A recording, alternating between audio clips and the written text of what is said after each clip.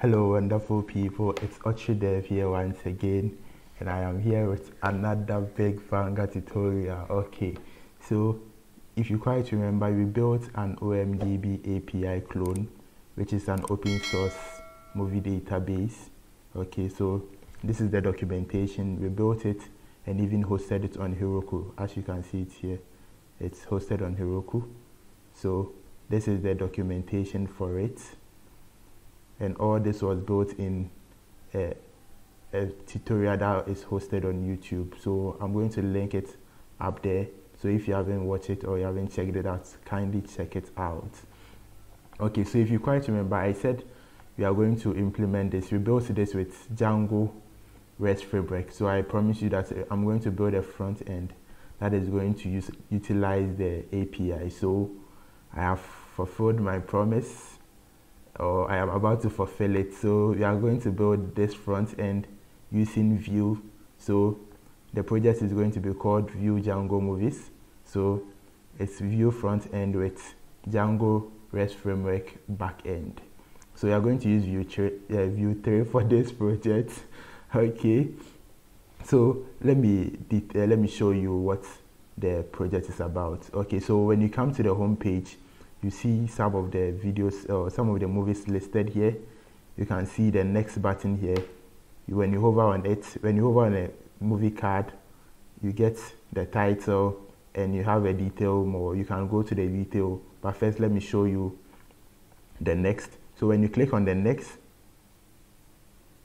it sends you up, then reloads the movie. Okay, my internet is quite slow, that's why it's kept a little long. Okay, so when you scroll down again, you can see the previous, so you can click there, then it sends you back, then it loads up the movies there, so you can go back and forth with the next button. Okay, so the next thing is the movie detail. When you hover on it, you get the movie title and you have a button to go to the movie detail. So let's click on the movie detail. Let's go to see the movie details. So click. Okay, so it brings you to the movie details. So this is also going to be a different view. Okay, so in this project, you are going to utilize Vue 3. So please keep notes. Okay, so you have this view that is going to show us the movie detail. Okay, so the final view you are going to have in this project is the add movie detail, which allows you to add a movie to the database. So as it says here, add a movie to the database. So you fill in this form, add a poster, and then you submit. Then it's going to redirect you to the home page. It's going to save it to the database and also going to update our movie collection that we have here. Okay, all right. So guys, let's jump into our tutorial. Okay guys, so before we jump into our project, I have a quick one for you. So the project files or the complete project can be found at this repo or GitHub repository. I'm going to leave the description, the link in the description below. Okay, and for the API that we are going to use for this project, or the Django REST framework that is going to be used, it has already been built in a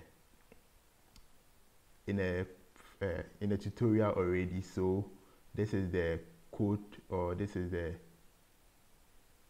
API code. So I'm also going to leave the link to this repository inside the description below.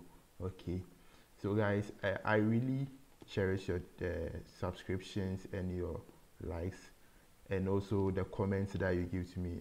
I really cherish it. Thank you for the support. Okay, please, if you are new to the channel and you haven't subscribed to it, please kindly consider subscribing, and please give a thumbs up to the video if you like it, and comment in the comment section. It really helps with the YouTube algorithm. Thank you very much. So let's jump into the project. Okay guys, so as I said previously that you are going to use Vue 3 for this project, so you are going to need Vue 3 installed on your your machine or your computer. So this is the Vue documentation. I'm going to link it inside the description below, so you can go through. This is to use Vue, you need Node installed on your computer, so you are going to use this command or with npm to install it. Then the next thing that you are going to need is the Vue CLI, which you can use yarn or you can use yarn or you can use npm. Sorry about that, guys. Okay, so the next thing you are going to do is you are going to generate our project. All right, so let's open up the terminal.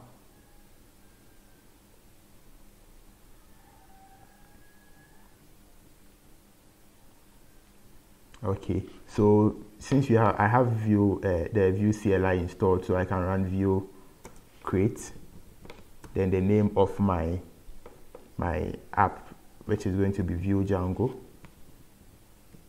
Sorry, Vue Django movie.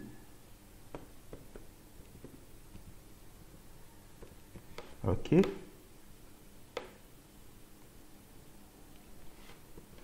Okay, so it's going to pull up this list here. So we are going to choose a preset for our Vue project.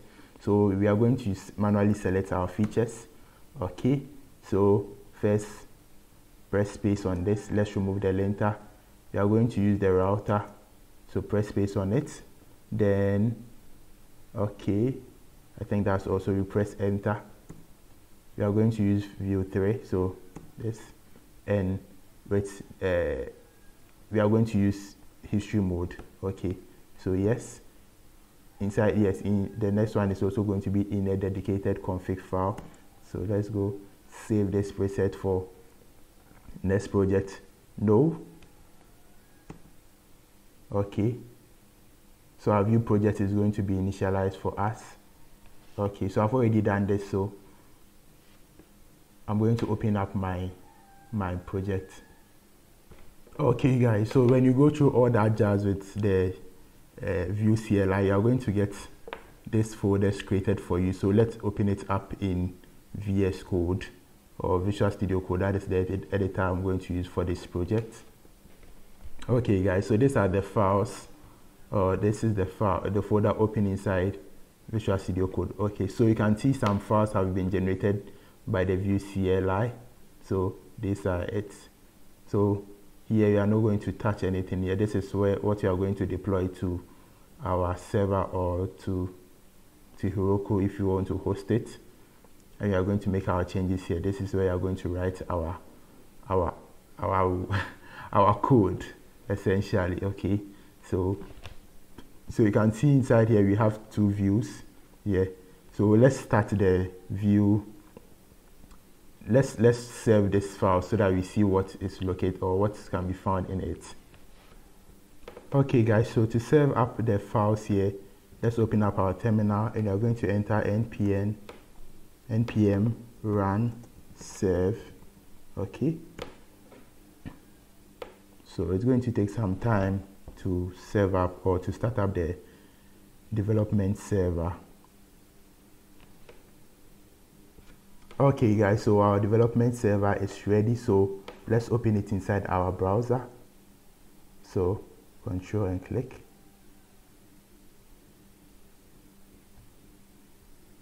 Okay, let's wait for it to open it inside our browser. Let's copy this thing.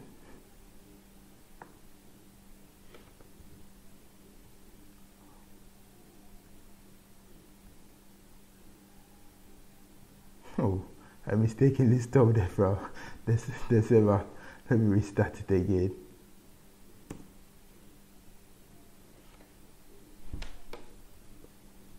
Okay guys, so I've restarted the server once again. Okay, so when you open it inside the browser, this is how it's going to look like. This is what the Vue CLI generates for us. It gives us this basic nav bar here and these basic pages. Okay, so let's go back into Visual Studio Code once again. Okay, so in this project we are going to use a Tailwind for the styling, so we are going to have to install it. So let's install Tailwind. Okay, So the first thing that we need to do is run npm install Tailwind CSS.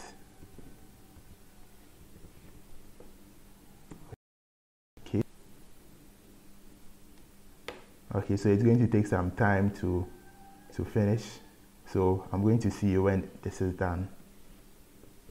Okay guys, so Tailwind has been successfully been installed into our packages. So the next thing that we are going to do is we are going to initialize the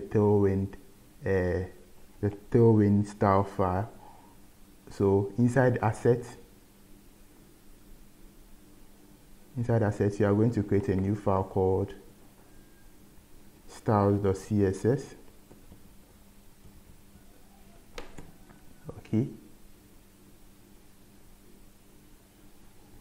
Okay, so inside here you are going to run this or add this code. Oh, what's this? Okay, allow. Sorry about that, guys. So you are going to add in this code. So this is going to import from Tailwind the base, import the components and the utilities. Okay, so in this project you are going to use a custom font from Google Fonts. So let's go into Google Fonts. So the fonts that you are going to use is Montserrat and Roboto. So when you just come to their page, you just search for Roboto or Montserrat or Montserrat if you pronounce it. Then you get the at import one. Okay, then just grab this one from here. Okay, so we place it at the top so that when Tailwind is compiling our styles.css, it will be able to add it to it. So let's save it. So the next thing that we are going to do is we are going to initialize a Tailwind config file. Okay, so that one we initialize it with npx Tailwind CSS. Oh, Tailwind. What am I spelling? Tailwind CSS. Oh, CSS init. Right. So it's going to initialize the Tailwind config file for us. Okay, nice, it has been initialized. Okay, so you will find this Tailwind config file here. So inside this Tailwind config file, you can add or you can extend the styles inside the Tailwind or the initial one that will be created for you by Tailwind. Okay, so in this project, you are going to use some custom colors and stuff and custom fonts. So we need to extend it. Okay, guys. So you are going to extend the colors and the fonts that you are going to use. So I'm going to paste in some code here real quick. All right. So these are some custom colors and the custom fonts that we brought in from Google Fonts. So we are using the primary family as Montserrat and the secondary family as Roboto. So all coincides with the names of the fonts that fonts that was brought in from Google Fonts. So let's save this. And the next thing that we are going to do is you are going to create or run build. So before you run build, we first have to add a command to our package.json file. So let's open it up. Okay, so inside the script here,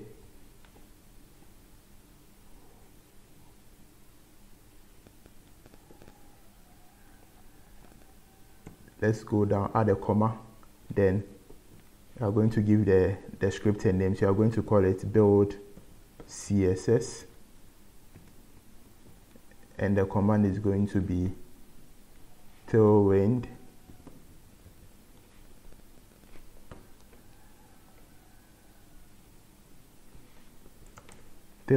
build source src asset. So we are going to build the asset file that we just created inside the style file that is inside the asset file that we just created. So asset/styles.css, and the output we want to send it to public/styles.css. okay, so here it's supposed to be build. Okay, so let's save it, and now let's go run build, or let's build our css. So let's open a new terminal. So npm run build-css. okay, now enter. Okay, so it's going to build our styles out for us. It's going to take some time.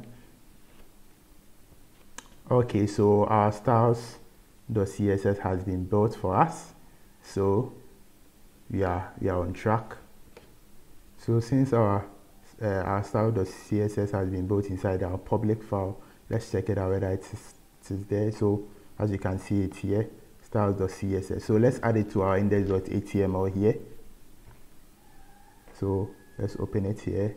Then we are going to add a link, a CSS link. So it's going to be link, not ink, link CSS, like this. Okay, so you are going to need this thing here. It's a directive form view that binds the base URL to it, so that when you go to a different URL like slash, like the detail, you still have the styles.css available. Okay, like this. So let's save it. Okay, so let me close down the terminal. All right, so you can close this one down, close this one too, and close down the tailwind. So you can close everything related to tailwind. Now let's jump into view related stuff. Okay, so then the first thing that we are going to set up is we are going to clean up most of the files that were created by the view CLI. Okay, so first thing we are going to delete is this thing here, this about view. We don't need it, so delete. Then inside the open the home view, then we are going to take out everything here.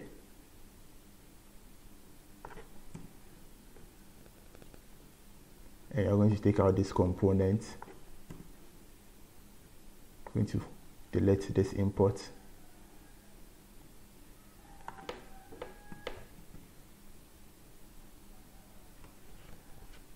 Okay, so when you are done with that, let's save it. Then let's go into our components.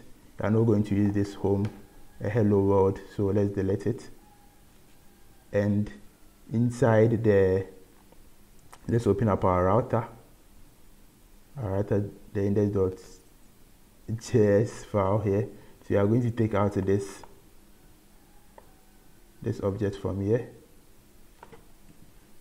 Okay, and we are going to, okay, it seems that's all. The final cleanup is going to be here inside the app.view file.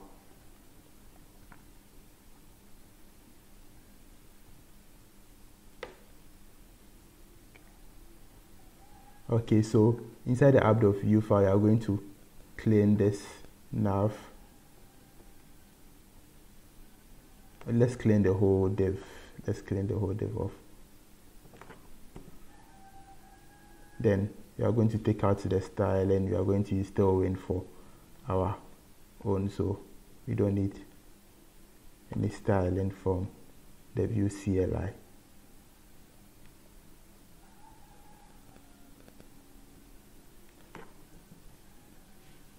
Okay, so we can save that. So let's go and check it out inside the browser. So let's refresh this. I'm sure it's going to be an empty page. What's wrong with our server? Okay, sorry about that, guys. The server shut down, so I had to restart it. So let's refresh it. So okay, so you can see it's almost done.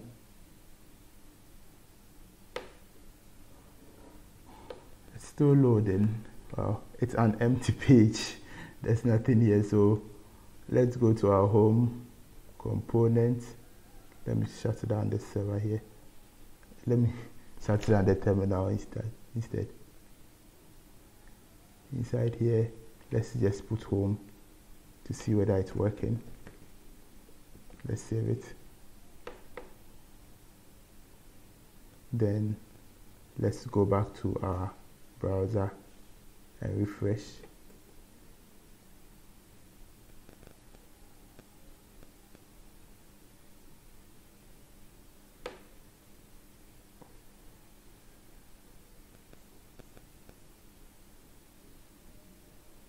Wow, it's not working.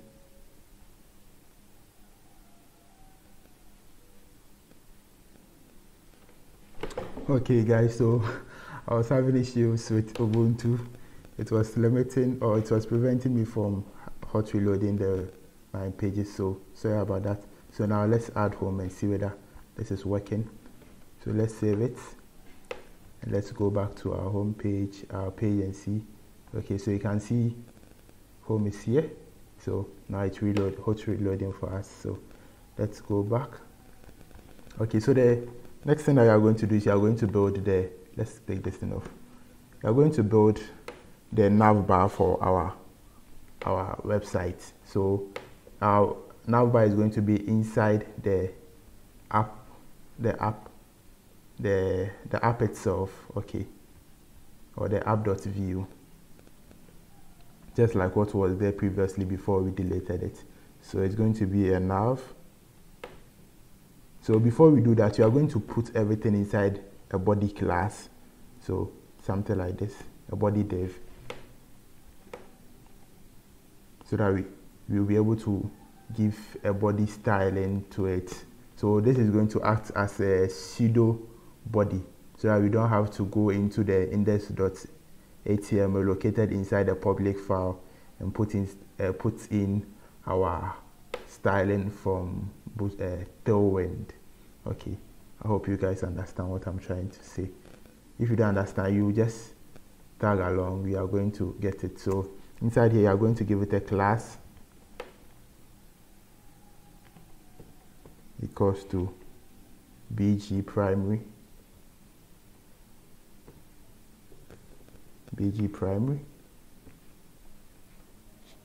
underscore brown,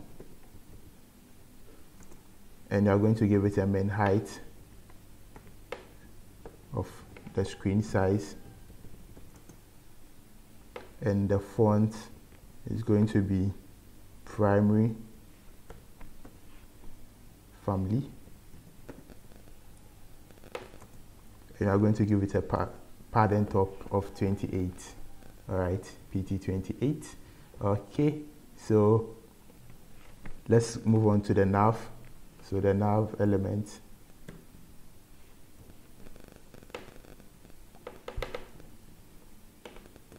all right, so let's give it the classes. So class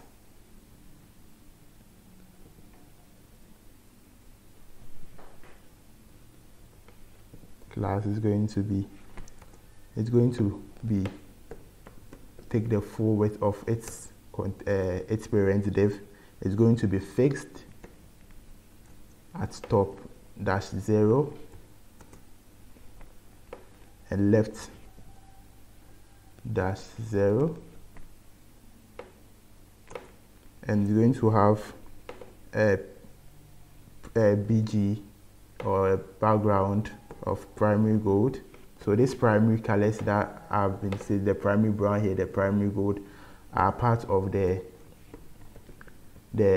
colors that we extended inside the tailwind config.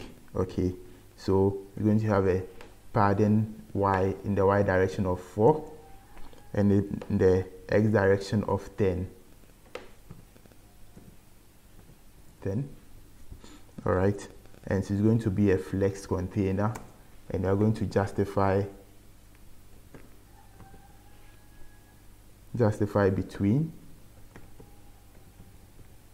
Okay, and item center. Okay,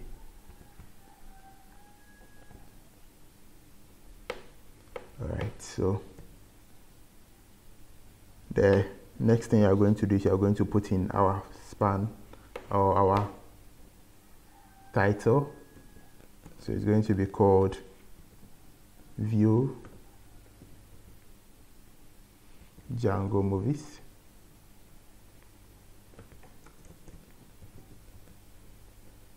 Okay, so let's save it. Let's go and take a look at how it is. Oh, okay, so we are almost getting close, so let's go and continue.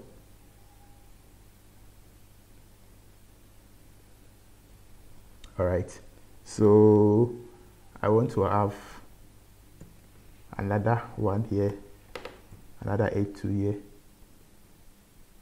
that says add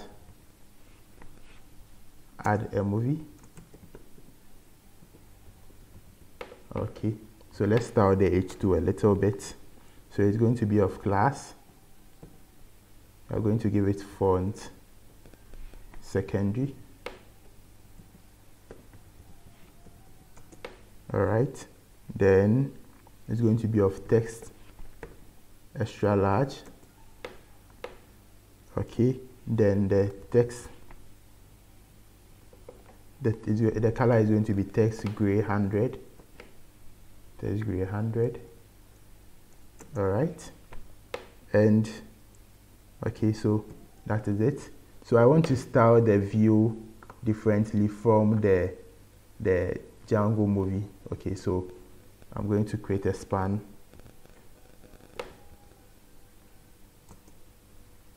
Okay,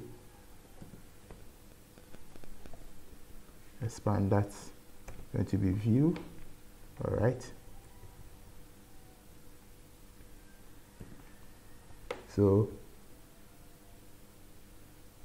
the span is going to have a class of the class is going to be green. It's going to have this green text color, so text primary green, primary underscore green, no, primary dash green instead. Okay, so let's save it, let's preview it. What's happening here? Okay, so our color didn't come true, so let's go back. So it seems here's underscore. Okay, before we go, let's check the tailwind config file and be sure of what the name is. Okay, so it's an underscore.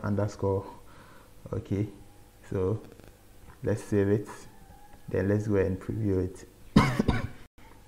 Sorry guys, it's reloading.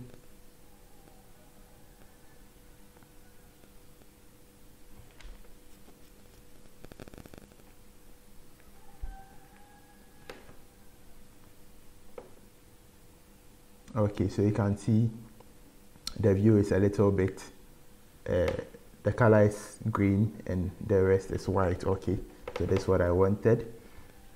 So I wanted to let's make the text a little bit large. I thought I did that. just like, okay, so let's make the font. So font dash semi-bold is semi-bold, yes, like this. Okay, so let's style this one too.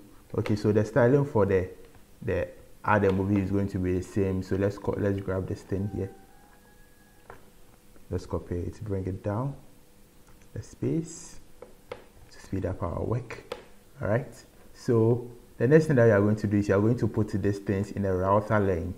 Okay, so if you don't know what router link is, it's a specialized anchor tag or a tag from Vue that is able to block, how do I put it, it's going to it's be able to, you see, Vue is a single page app, so this anchor tag is going to help with the routing between different Vue components and different Vue it's going to handle, okay, sorry about that, guys.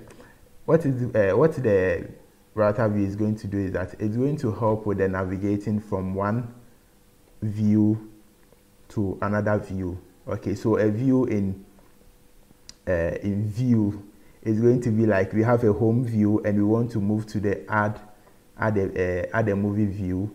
Then the router view, the router link is what is going to handle that. Okay, so when you are done, I'm going to show it to you. It's a normal a tag, but it has some special add-ons from Vue. Okay, so router dash link, okay, like this. So let's put these things inside here.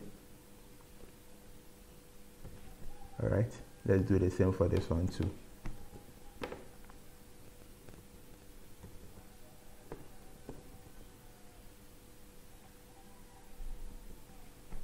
Okay,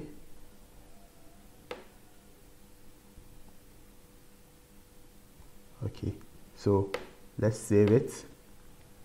Then let's go into our, so just as before we go into our browser, let's just as an a or an anchor tag takes an href, this also takes a 2. So here you are going to give it a 2. So the 2 property is going to be where it should take it to. So this one is going to be backslash, oh sorry, backslash. So this is going to be the root, or the root URL, and this one here, you are going to bind it to something that you have not yet created, root that you have not yet created. Let's leave it blank for the meantime. When you get there, I'll show you. So let's wait for it to reload. What happened? What have I done wrong?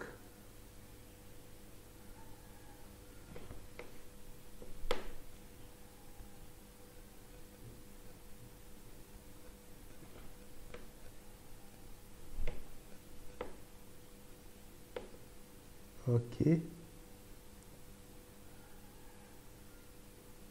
It's saying cannot.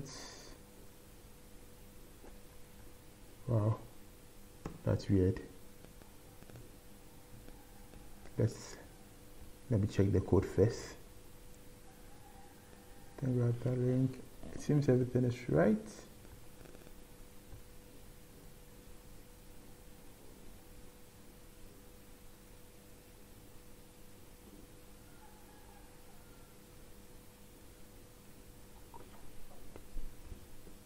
Okay guys, so you are getting that error because this here, this router link is directing, or it's linking to undefined, which is not possible. So we have to give it a root, a 2 property.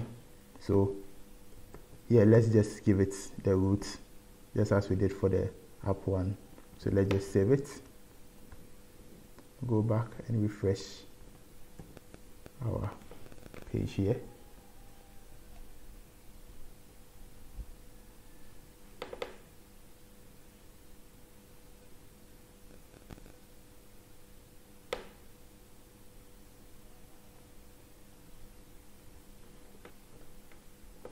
Okay, so you can see now it's working. So let me inspect it and show you what I was talking about. Okay, so you can see the router link we use. It's basically an href, but it has some extra functionality that is being provided by Vue. Okay, so it's nothing special. Okay, so let's go back. So now you can see we have our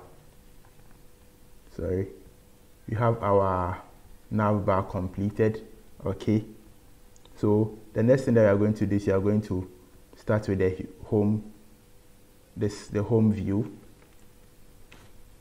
So let's jump into home.view. All right, so then the first thing I'm going to do, let's take out this guy.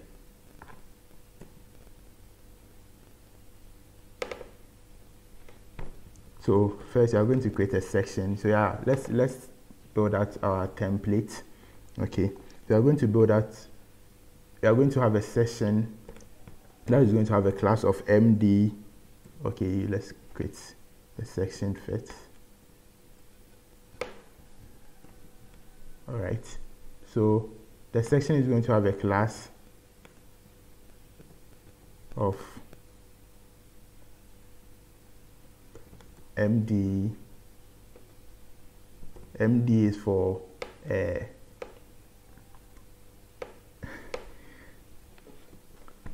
MD is for screen. MD is media query for tablet, screen, and above. Okay, so Tailwind uses the mobile first approach. Okay, so you are going to give for tablets and above width of 11/12, that is around 91%, 92%. Okay, then the next thing that you are going to give it for large screens, you want to give it a width of 4/6. So we didn't specify some for the mobile views because on default the section takes the full width. Okay, so you are going to give it a max auto to center it, and a padding top of 10 or padding bottom of 10. All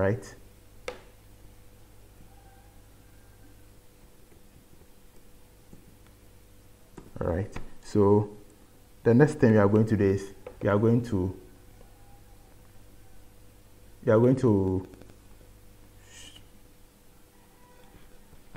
boilerplate our movie website. Okay, so here you are going to have something like a search form. So let me show you this, the one that I've built already. So where is it? This is it. Okay, so we have this search form here. So this search form here is going to be a component on itself. Then we are going to have a component that is going to hold all this movie list. So the whole list or the whole container here is going to be a component, and each individual movie card is also going to be a component. Okay, so let's boilerplate those components down. So inside the component, create a new file called searchform.view.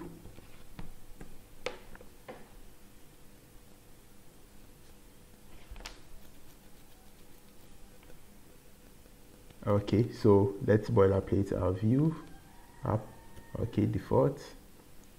So if you are wondering what I'm using to boilerplate my view app, it's an extension called Vuejs.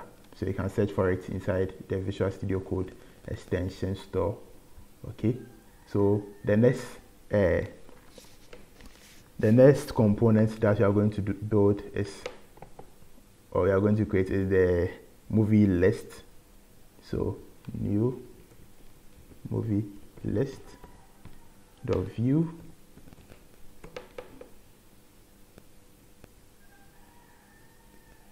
So view let's boilerplate this, save it, and the last one is going to be new file. Then the last one is going to be the movie card.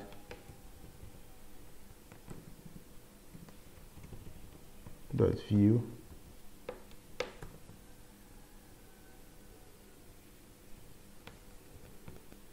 All right, so let's save it. Okay, so you can close this ones down, close the individual ones, and just leave the search form.view. Okay, so we are going to use the search form over here, so let's import it in. Okay, so import search form from at backslash, then component slash, the component that we want to import from is the search form dot view. All right, you can choose to ignore the view, but I like to keep it. So inside the component here, you are going to state search form. All right, so now we can use the component inside our template. All right, so there's going to be search form, just like this. All right, so let's save it. Okay, so let's go to our search form now. So let's just type hello here and see whether it's going to show up inside our template or inside our browser. So let me move to that one. Okay, so you can see the hello is popping up over here. Okay, so now let's build it out. So let's take out this hello here.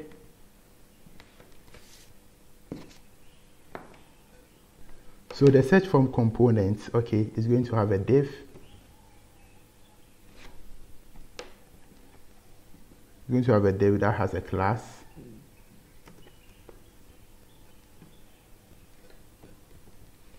Of mx4 and a media query for mx02 for tablet screens and larger as mx0. Okay, so inside it you are going to have a form.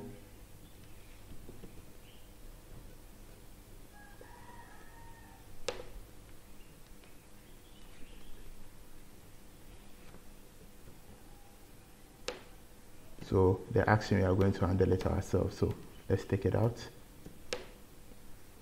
Then we are going to have an input of text.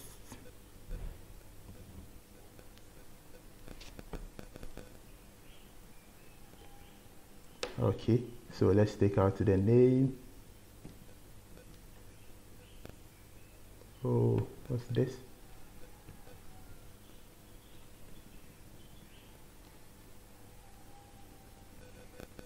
All right, so you are going to give it some classes or some styling.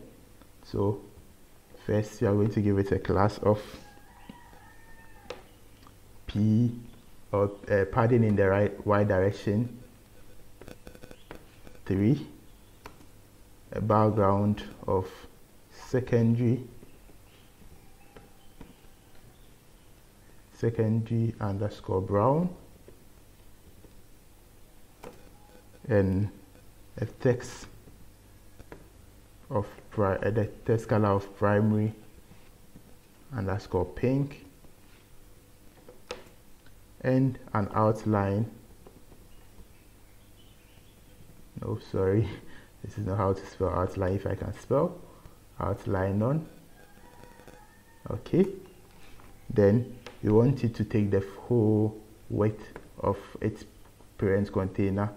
So width full and rounded. You want to soften the edges of it. Then all right, so the next thing that we need is a p padding in the x direction, oh, rounded of large, sorry, padding in the x direction of 4, oh no, 5 instead. 5 is cool. Then let's start the placeholder.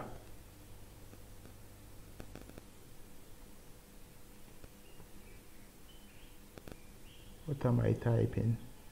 px of 5. Oh, my number is not on, sorry. My laptop is very weird. So we are going to give the placeholder color some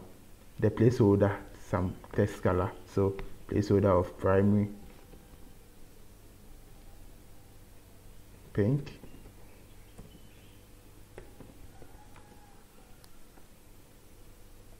and seems that's all. Okay, so now let's give the input field a placeholder. What am I typing today? Placeholder search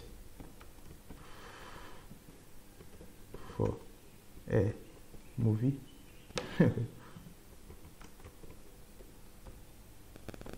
Okay, so let's save it and let's go and preview it inside our browser. Okay, so we have this here, but the color is not supposed to be white. It's too offsetting. So let's go and see how I spelled the secondary. I'm sure I spelled it wrong. Secondary brown. So I did it again. I spelled brown wrong, so it's supposed to be N. So let's save it. Let's go give it a, let's take a look at how it is. Okay, so it's looking cool and it's almost taking shape. All right, so let's go back into our this guy. Okay, no problem. So we want this form here to emit an event when it is submitted. Okay, so let's place an event listener on the form. So on submit, we want to prevent the default. Okay, and the function that is going to handle this is, we are going to call it handle submit. Okay, handle submit. All right, so let's grab it before I go and spell it wrongly. Okay, so the first thing we are going to do is setup. So we are using view 3 as I said already. Okay, so inside the setup we are going to create a function. So const, and the function is going to be called handle submit equals to, we are going to use an arrow function here, the EJ16. Okay, so for us to be able to have access to this function here inside the template, we have to return it. So that is how view theory works. So handle submit.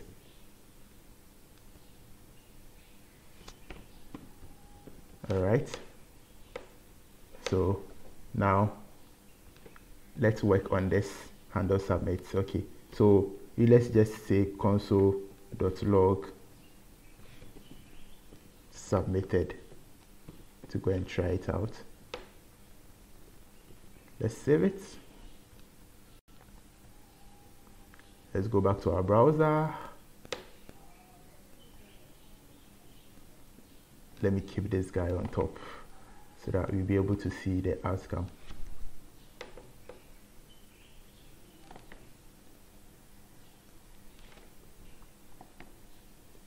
Okay, always on top. So no, let's go to the console. Then let me type dev. Okay, so you can see submitted.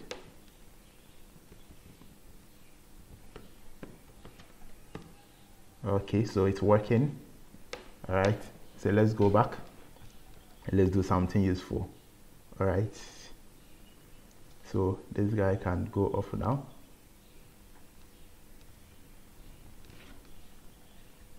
Okay, so we want to keep we want the value here to be submitted, or to be submitted to its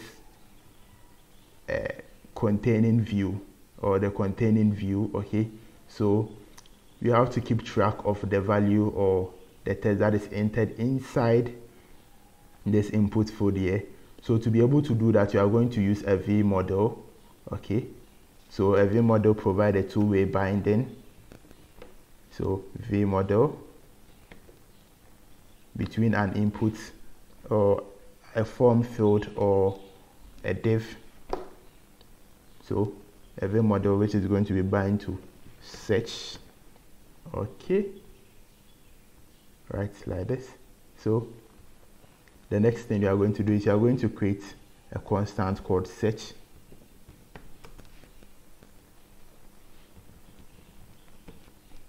Okay, so if it was in view 2, we are going to use the data to submit to hold this search value here. But inside view 3, we are going to use a ref. So, and this ref has to be imported. So let's just click on this here, and it has been imported for us. So view import view from a ref from @view/reactivity. Okay, so it's going to be equal to nothing, or initialize it with nothing there. Okay, so for us to have access to it, as usual, you have to return it. So return search. Okay, like this. So let me console log search. So when we console log search, what you are going to get is the element, but if you want what is inside it or the value, you have to console log search dot value. Okay, so let's save it.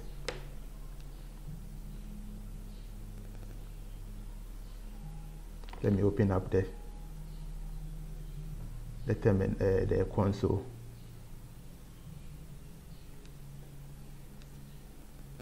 Where's the console? Okay, let me keep it on top.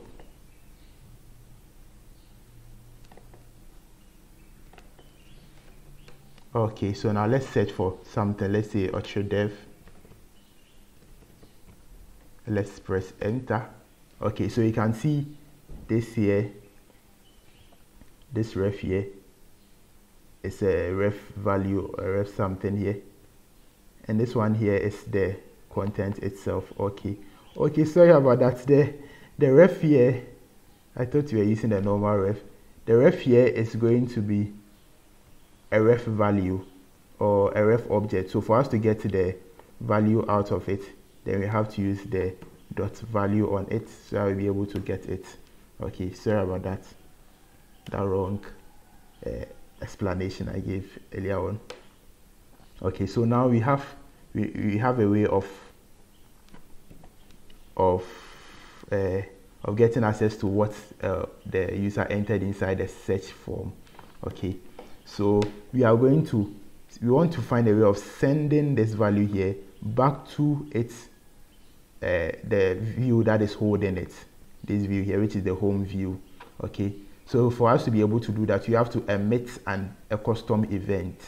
Okay, so for us to do that, we have to take in props and context. Okay, sorry, context. Okay, so if it was inside view 2, what you are going to do is this dot $ emit, but inside view 3 it is going to be context dot emit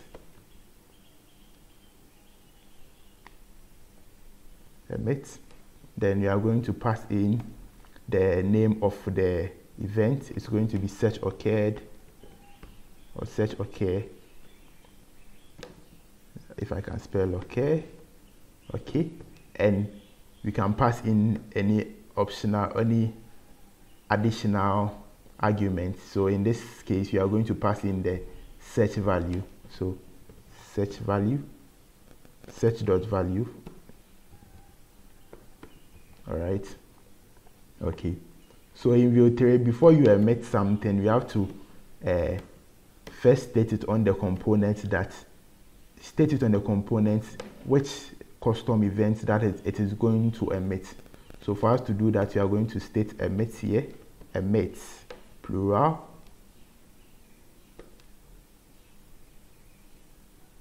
and it is going to be a list or an array. So the array is going to contain the different or the custom events that it is going to emit. Okay, right, so like this. So we save it. So I think that is all that we need for this component. So we can close it down. Then inside, let's go back into our home view. Inside our home view, so as you saw that inside the component you are emitting a custom event that is called search occur. We can listen to that listing on the component for such event or that event. So at search occur, it was capital S, search occur, we are going to give it a function that is going to handle that.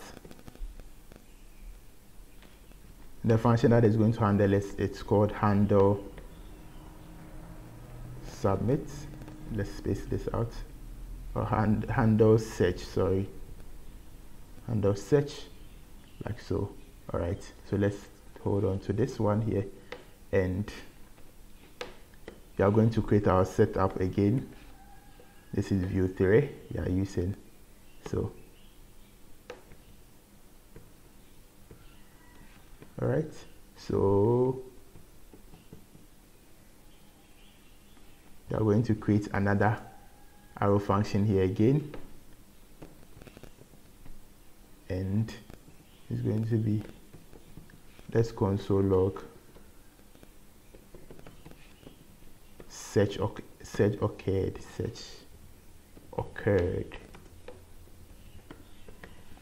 All right, so for the template to have access to this search occurred here, we have to return it.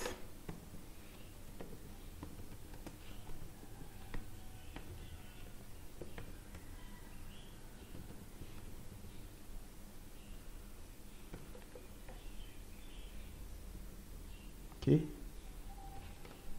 so let's save it. Hope I spelled everything well. Okay, so let's go back to our page again. So let's type out Oliver. Okay, so you can see the search occurred has been printed here. Let me clear out this thing here. Search occurred. Okay, so now you are able to listen on our component now, the custom events from the component. Okay, so let's continue. All right, so you can take out this thing here.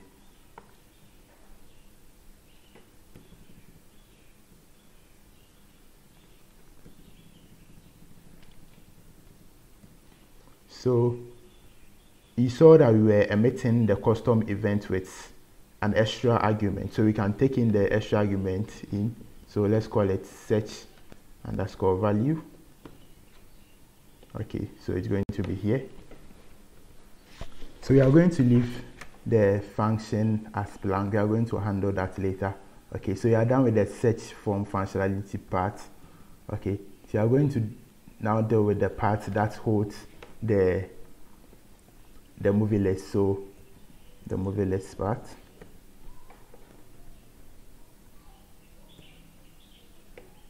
So you are going to have a div,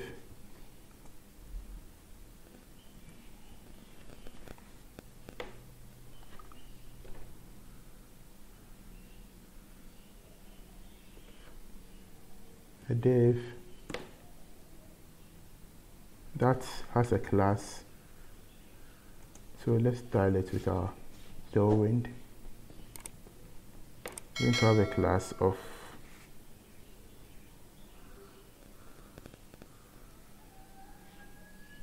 empty of margin top 6. Okay, so inside it you are going to have an H2 here, an H2,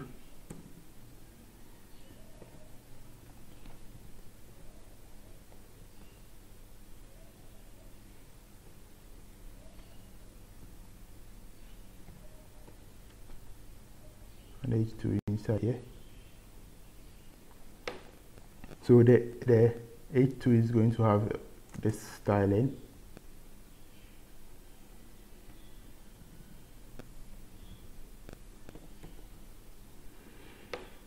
It's going to have a text gray of 50. The text is going to be text -2 extra large. Okay, then the font or the weight is going to be semi-bold.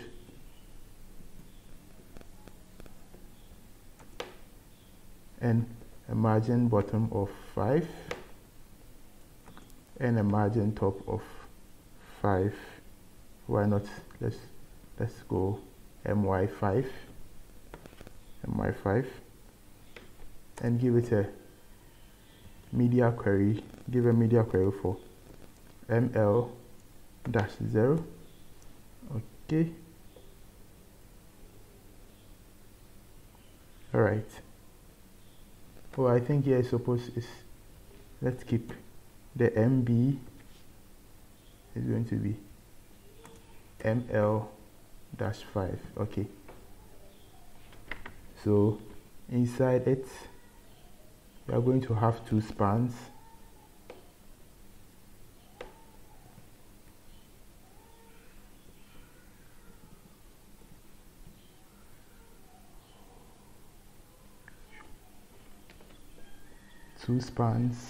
Okay, so inside the first one you are going to have movies, and the next one you are going to have search results. So we are going to display one based on the condition, so don't worry about that, guys. Search results. Okay, so the next one is going to be a div.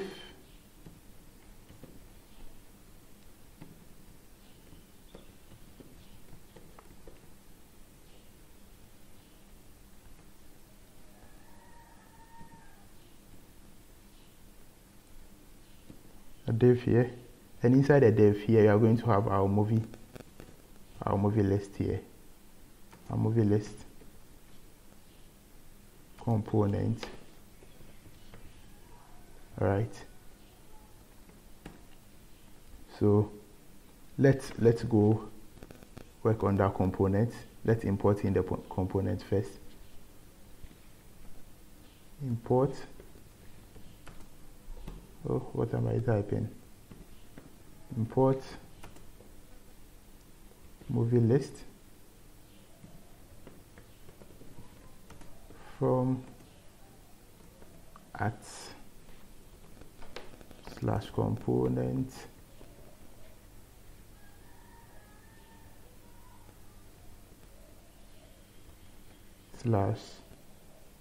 /movie list. All right, .view. So you have to put it inside our components here so that we can use it inside our templates. Okay, so this way, then let's close it. All right, so now we can save it. Then let's open up our movie list component now.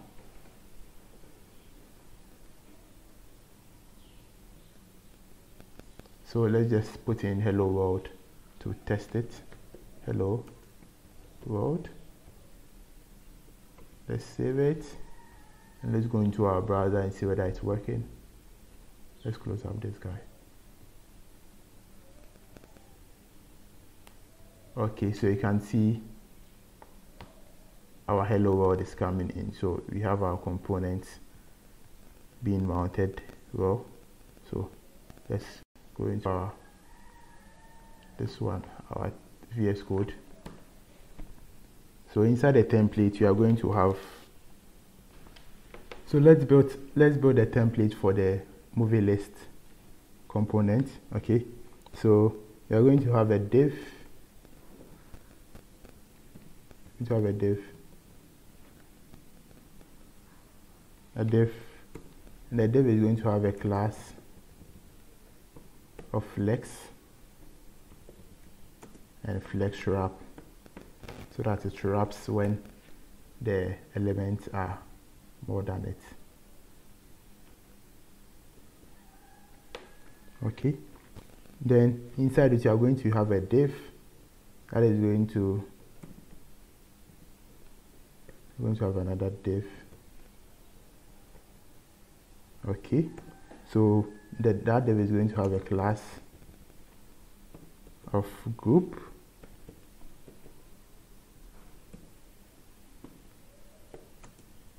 and it's going to have a shadow large. So this div here, we are now we are styling is going to be the movie card. Okay, it's going to have an overflow of heading and an margin on the x-axis of 4 and in the y-axis of 2, and you are going to have rounded corners. You are going to soften the edges a little bit, then a background of white, and it's going to take the width of 11/12, that is around 92%, and on the large screens we want it to take fit W minus 5/12, W that's 5/12. Okay, like so. So now the last thing that we need to do is we have to make it also a flex container, then justify center,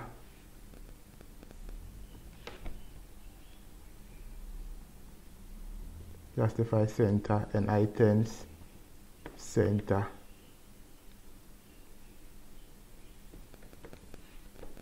Okay, then give it a BG center and the BG cover. All right,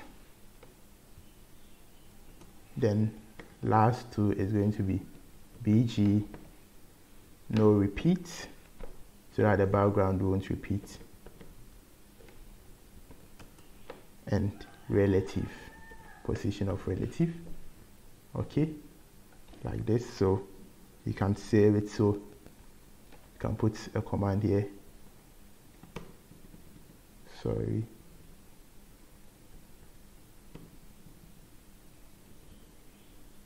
so the movie card is going to go here. Okay, so the first thing we are going to do is let's import the movie card itself. Import movie card from @component / movie card. Okay, no, it's supposed to be capital C, movie card.view. All right, so first let's form the components, or the component that are going to be used inside this component. Okay, so it's going to be an object, and it's going to have this movie card inside it. Okay, So now we can use it inside our template like so. All right, so let's save it.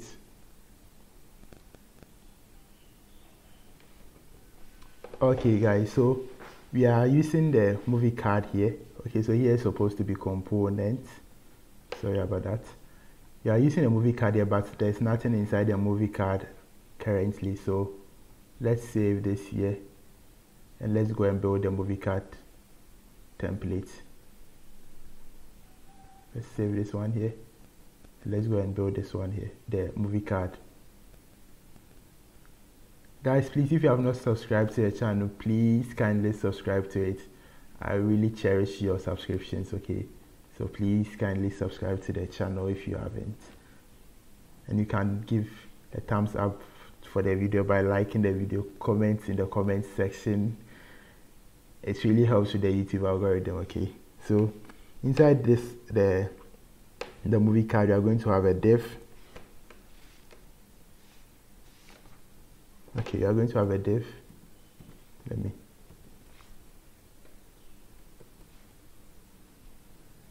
The div is going to have a class that is equal to width full. Okay. So the next thing you are going to do is you are going to have another div inside it again.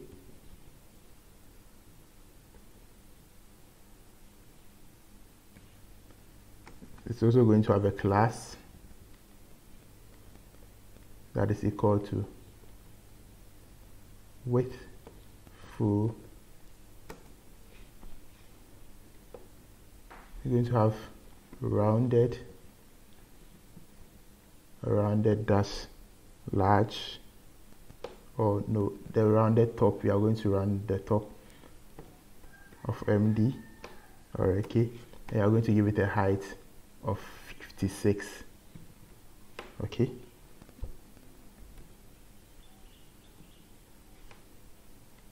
so you are not even done with it. So after the 56, then let's continue. So you are going to give it a text center,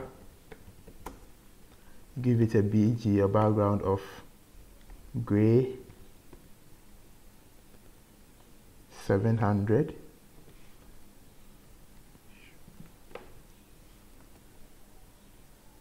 and give it, okay, sorry about that. Oh, sorry about that, guys. Okay, so that's all for that, for the card itself. Okay, so you are going to now deal with the part that is that circle that has the time. Let me show you what I'm talking about. So if you can see this circle here, that's what you are going to work on, the circle here. All right, so let's go back into our VS Code. Then you are going to create another div again. You're going to have a class. The class is going to have a padding of 2 and a margin of 4. Going to have a width of 16. Where am I? Width of 16 and a height of also 16, so that we get a perfect circle. Then the next thing is going to be text gray, or text center, sorry, text center, and the background is going to be BG dash gray dash 700, and rounded full.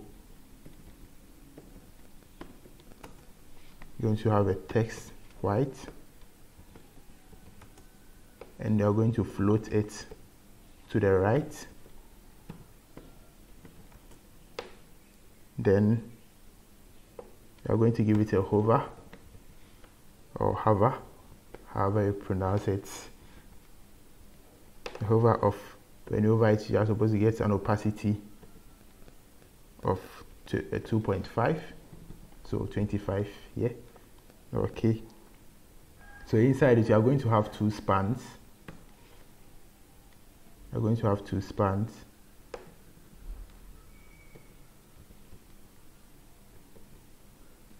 Okay, so the span is going to have a class. The first span is going to have a class of text base, then a letter spacing, so that one is going to be done with tracking dash wide or wide, yes, and a font bold, then border,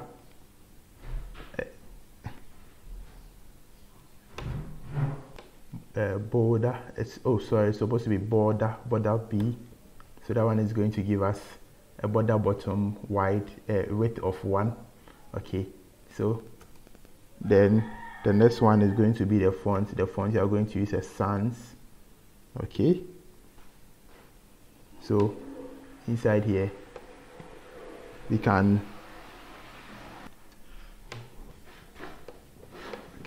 so inside here we are going to use some static numbers for the meantime, but here is where we are going to keep the date.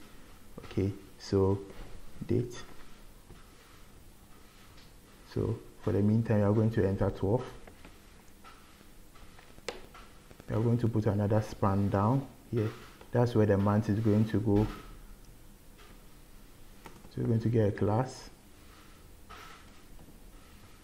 The class is going to have a text of small or extra small, and we are going to give it another letter spacing,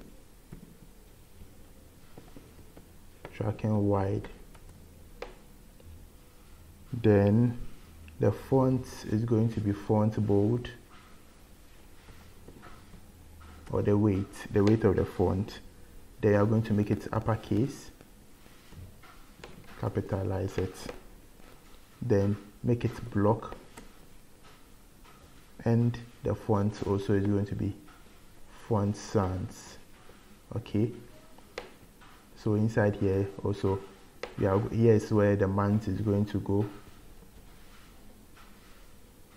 so we can hard code it for the meantime. So much like this. So let's save it and let's go and preview it and see whether we are doing something. Okay, so we are almost in shape. So you see when you hover on it, it goes down. Okay, so we are on course. So let's go back. All right. So now we are done with the date part. So now we are going to move to the details part. Okay, so this part, the bottom part here, where the title and the description is at. Okay, I'm trying to point it, but when I point on it, then the hover sets in. So let's go out of this div. Let's give some space, then let's create another div again. All right, so we are going to have a div that has a class, class equals to, first is going to have a py, a padding in the y direction of 8 and in the x direction of 4. Then it's going to have a background of bg secondary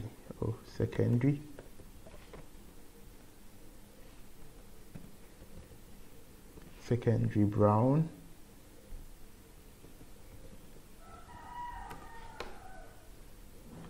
then it's going to have a text of primary. The color of the text is going to be primary pink, not pink. Pink. And we want to soften the border bottom, so border bottom of MD. Then we want to put a hover on it, sorry, over opacity, that's 2.5. and when a group over also happens, we want to give it opacity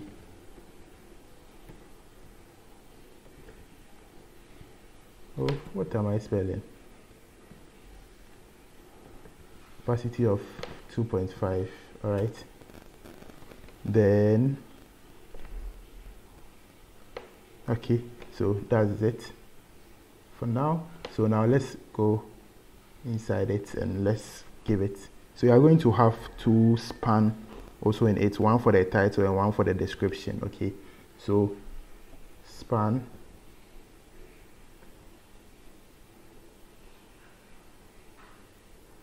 okay, sorry, then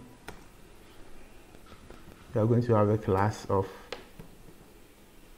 the class is going to be equals to block. This one is going to be a block, then text large,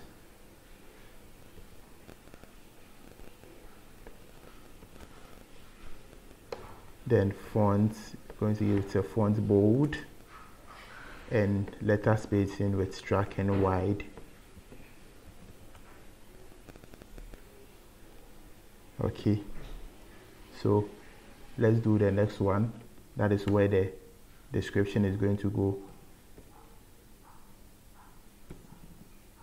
What am I typing today? Okay, so this one is going to also have class, going to be equals to test sm, test sm. This is also going to be block, then it's going to take the full width with full. Okay, right, so here we are going to give it a static. This is where the title is going to go. So title, let's leave the comment there, if I can spell title. Then let's just put in the static title, subscribe to channel. Then this is where the description is going to go.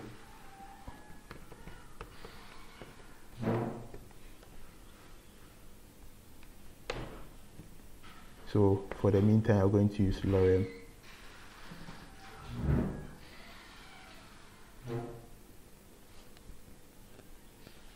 Okay, since this is too much, let me take off some. Let's save it. Let's go and preview it and see how it's going. Okay, this looks quite ugly. Okay, so you are getting there, don't worry. Okay, so guys, if you take a look at our design here compared to what has already been built, you can see our design really looks ugly. So that means you are making some errors somewhere. So let's go inside our app again.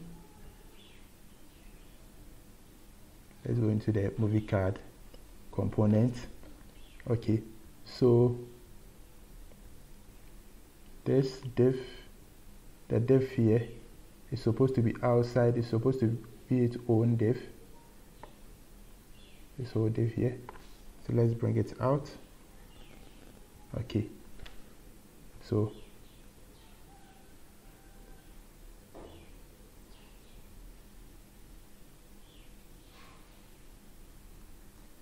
am I right? No, it's, sorry, it's the other way around.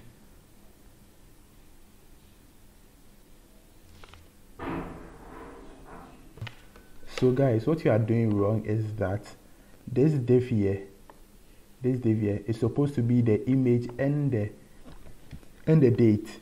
So this div here, which contains the title and the description, should be outside it. Okay, so let's bring it out.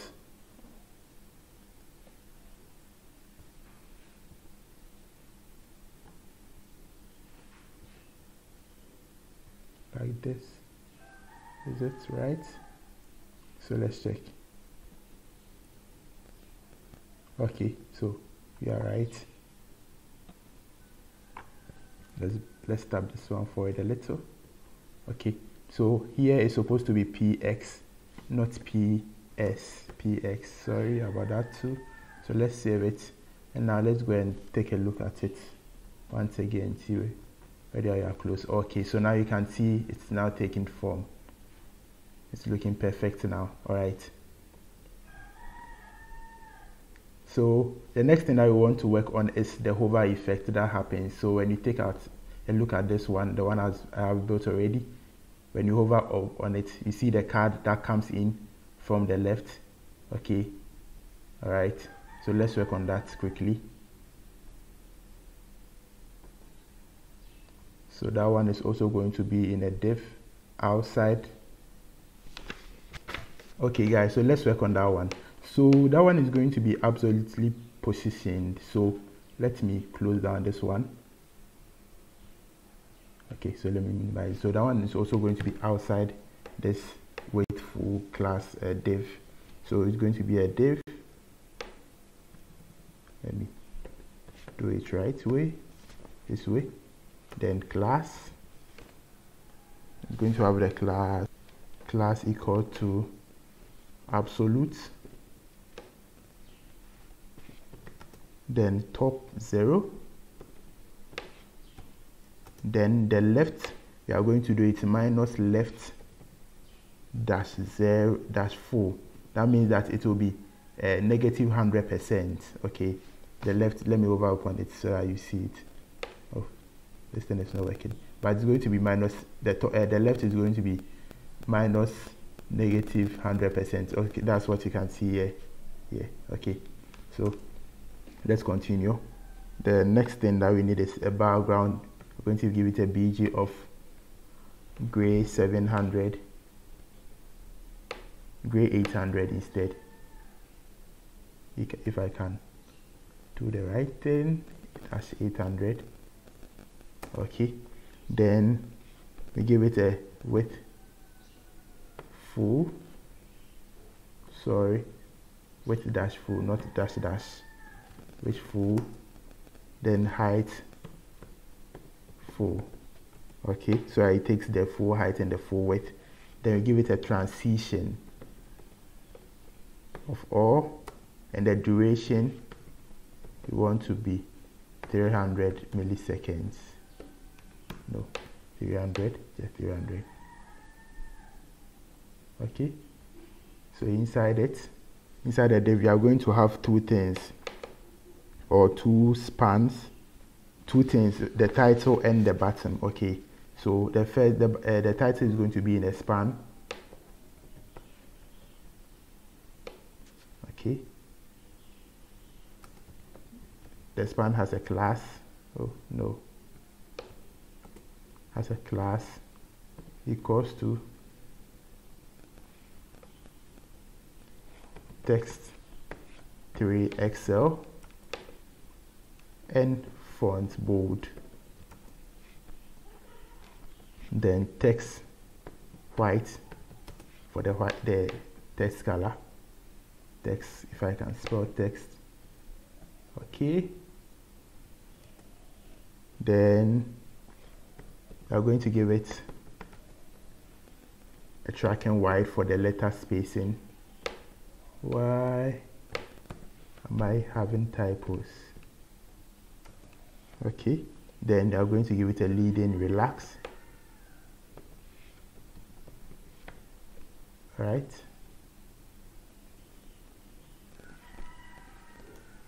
then the font is going to be font sans.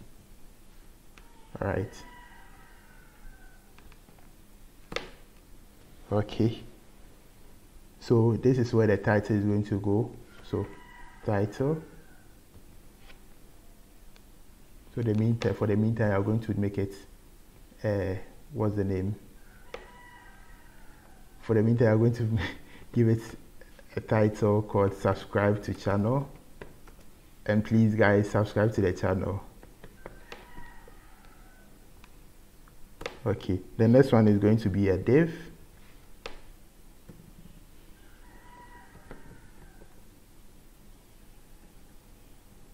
The div is going to have a class equals to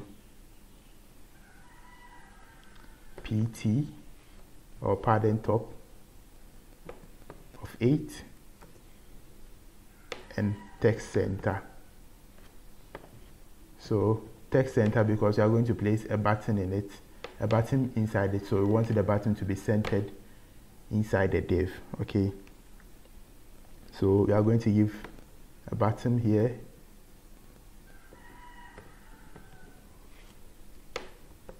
like so. Then the button is going to have a class equals to text center, then rounded dash large, then padding of 4, a background of white, and a text of gray 700, gray 700. You see how Tailwind is super amazing and very simple to use. And we want the font, or the font size, to be text large. All right, inside here we want to give more details. Okay, so now we have, let's save it. But because this thing here is minus, let's just take it off so that we just preview it for the meantime. Let's go back. Why are we not seeing anything? Let's refresh.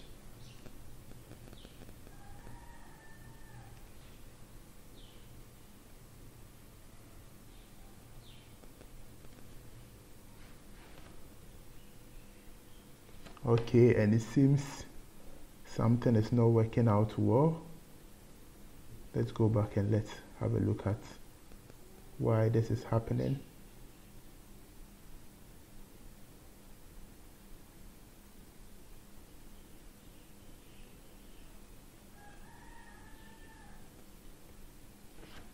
Okay guys, you are not seeing it because you are using a left of 100%. So for us to be able to preview it, let's make it 0, left 0. So let's save it. Okay, so this is what you are getting. This looks a little bit uglier than what was showed in the preview. So let's go back and do some changes or add on to the styling. So here you are going to flex, make the object, the div a flex object, then use flex column, then justify center, so I will be able to center everything, the content in it, in the center of it. Justify center and items center. So let's save it. Let's go preview it. Okay, so this one looks more better than it used to be. Okay, so let's go back. Now let's take off, let's revert this one back to the left. That's left 4. Okay, so guys, so now we don't have any way of showing the preview that was already there. So we want to find a way that when you hover up on the card, then the preview will come in from the left side. Okay, so we are going to add a class of preview here.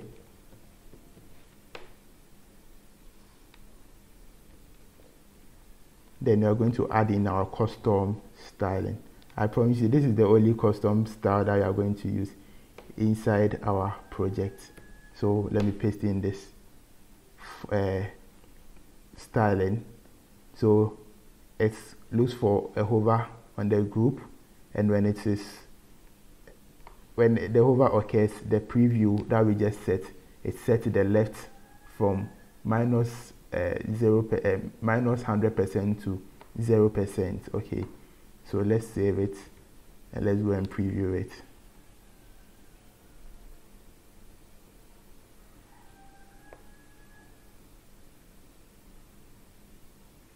Okay, so you can see now it's working very nicely. Okay, so now we are done with the card and the template stuff. So now let's jump into the functionalities, getting the data from the Django REST framework. Okay, so let's go back to our home view.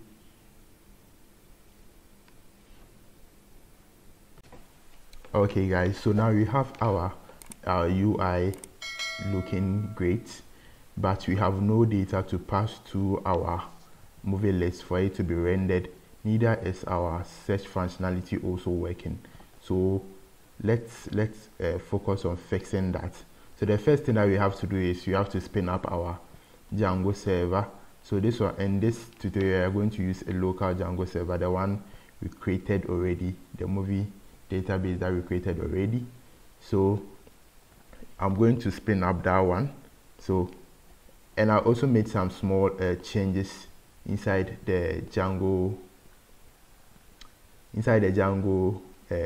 API. So I'll walk you through those changes that I made so that we're able to utilize it for our Vue project. Okay, so the first change I made was pertaining to the permissions. Okay, so the default permissions classes was set at REST framework permission is authenticated, but for this simple project we don't need any authentication, so I changed it to REST framework permissions dot allow or allow any, which allows anyone to connect to our database without any credentials. Okay, the next thing I also did was the page size. At first it was 1 because our database was very small. We just use 1 so that we'll be able to check the pagination, but now we have a database that is more than 10, so I increased the page size to 10. Okay, so when we come down here we see some course header settings. Okay, so the course header settings allow us to do cross-site references. Let me open up their documentation so that we'll be able to get the actual definitions. Okay,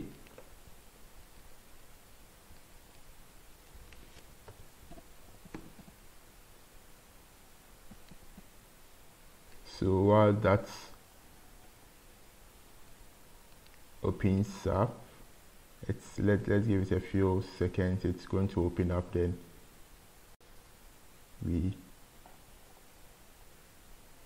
okay, so this is their GitHub repo. So just as the name says here, okay, it says the course headers allows your responses to be accessed on other domains. Okay, so the few changes that I made were, let's open up our GitHub, our code. So I set the course header allow origins. Okay, so by their documentation, it states that the origins that are stated here, which are these 4, are the ones that will be able to make a request to our API and get responses back. Okay, but you can set it to or allow any. That one allows you to take any responses from any host or from any website. By default it is set to an empty list.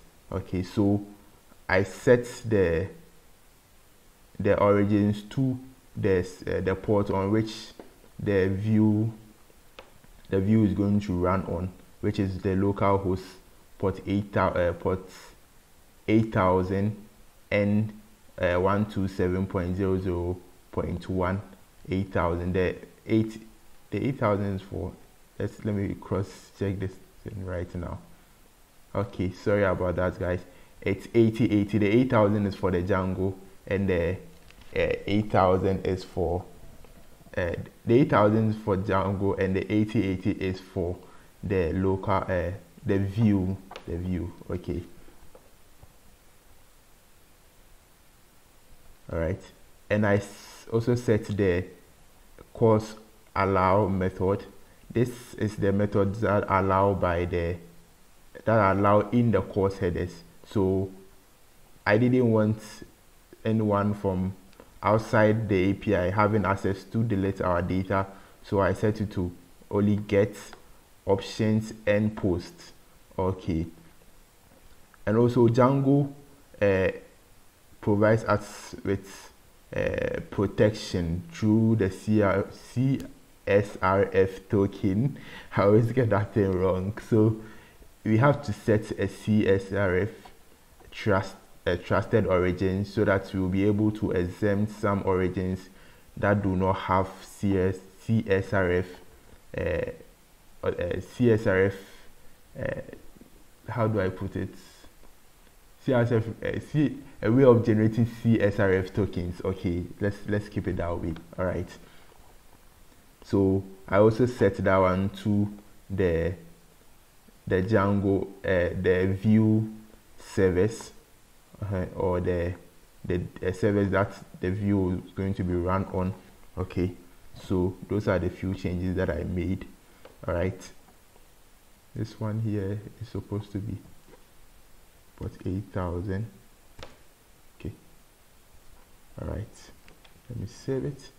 Okay, so all these changes have been placed in the GitHub repository that I showed earlier on in the tutorial. Okay, and the last change I think I made was inside here, the view.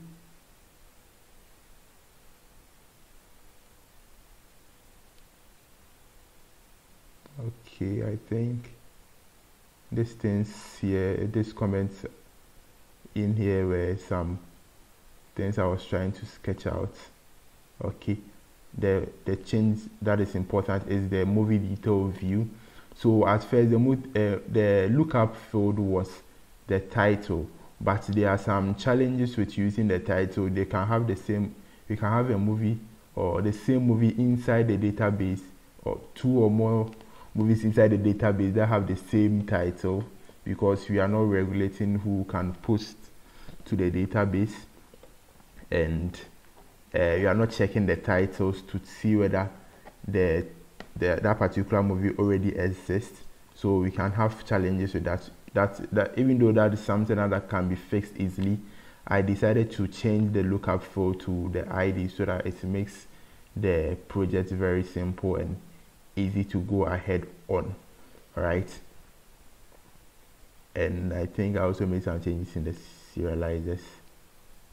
Okay, yes, also the serializer, I just added the ID field to the movie serializer inside the metas here, the meta fields. Okay, sorry, I think apart from that, that is all about the changes that I made. So let's start our server, our Django server.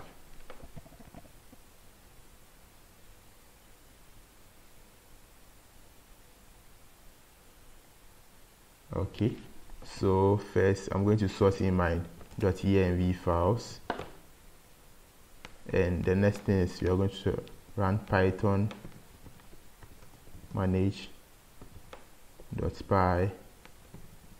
Sorry about that. Oh, why? Manage.py run server.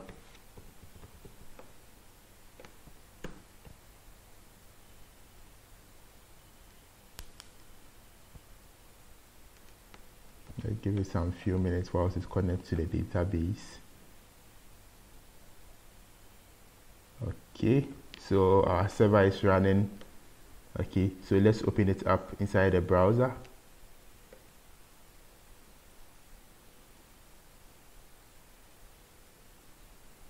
So guys, please kindly check out the course headers documentation, go through it and understand it for yourself. Okay, so it says this allows in-browser requests to your Django applications from other origins. So if the particular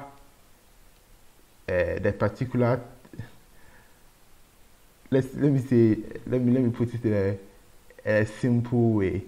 If where the request is coming from is not from your Django app, then it needs a course header verification before the responses will be the request will be fulfilled. Okay, so this is called the cross-site request, cross-origin resource sharing. Okay, sorry about that. Cross-origin resource sharing. Okay, so let's check our API out. So I'm closing it out. I'm going to leave the description, the link in the description below. Okay, so let's go to our API, which is at /API, and let's go to the all movies.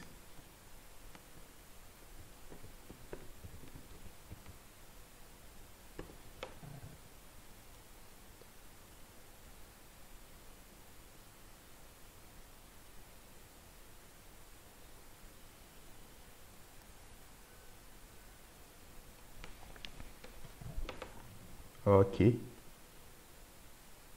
so you can see you have some, let me increase my screen a little bit. Okay, so you can see we have a count of 10. That means we have 10 items inside our database currently. Okay, so we also have a next and the previous is now. Yeah, so you can so all these were added to the database before the recording started, obviously.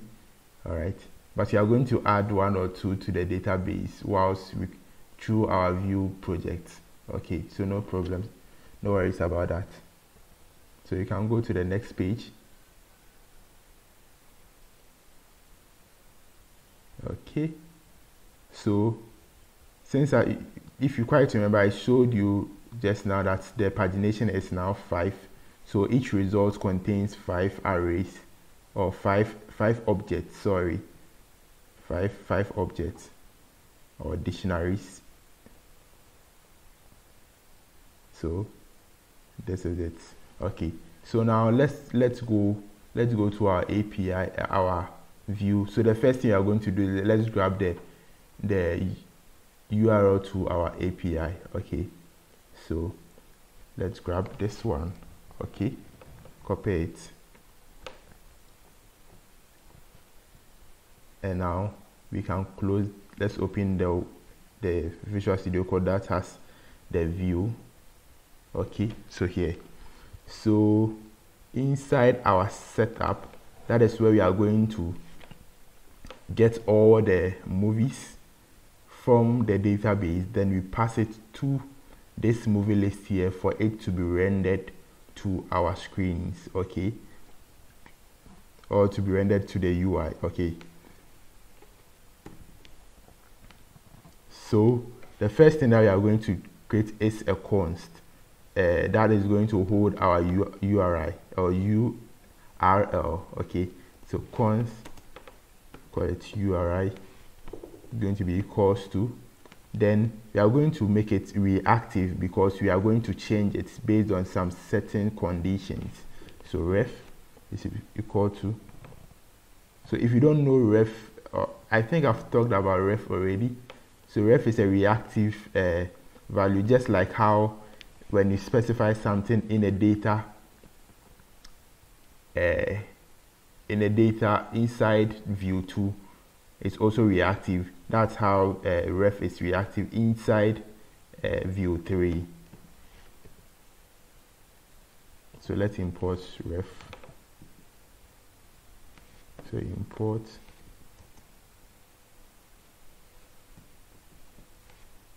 ref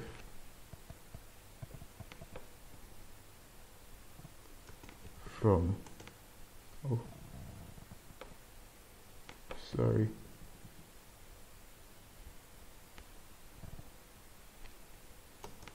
from view, okay, like this. So now you can use ref now. So ref is going to be a string that holds our URI, okay, or the URL to the Django API or movies, okay. So now we have to define a method that is going to make the request to our database to get all the movies. But in view 3 we have a way of describing some of our logic outside the components or outside the app, then importing that logic in and using it. So most people call it composable. So we are going to create a composable folder here that is going to hold some logics that we are going to use inside our view app. Good, so let's create a folder inside the src. So new folder and call it composables. Okay. No, it's supposed to be plural, but don't worry. So inside it, we are going to create our first composable. We are going to call it get movie or get movies, and it's a .js file, not a view file, a normal JS file or JavaScript file. Okay, so the first thing you are going to do is you are going to set up a const that is a ref, not a const ref, sorry. It's supposed to be const movies, get movies, okay, just like the name of the file, but it's going to be an arrow function. Okay, all right, so let's, okay, so we are going to return this. So return, oh no, export instead, sorry, export default get movies. How am I getting this?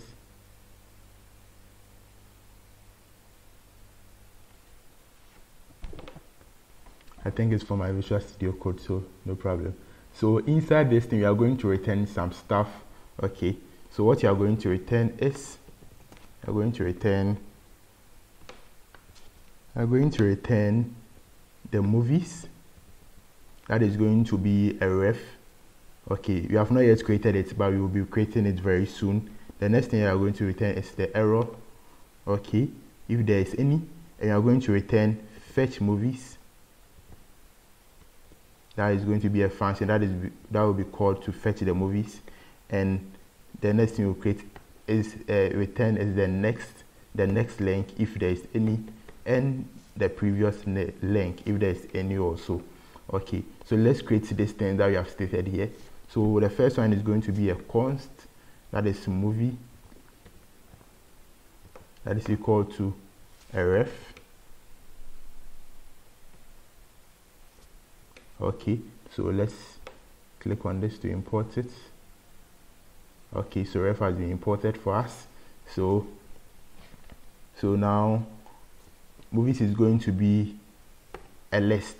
It is going to contain it's going to be an array of objects that is going to be our movies. Okay, so the next one is going to be the error.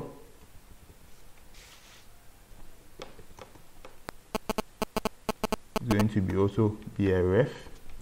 So one thing I didn't tell you, that refs still hold their, or they maintain their reactivities even when they are used outside the view the view app or the view component. Okay, so this one is going to be now for the meantime or for the start. Then the next one is going to be a const next. That one's going to be a ref. It's also going to be now. The next one is going to be a const prev. That is also going to be now, a ref of now.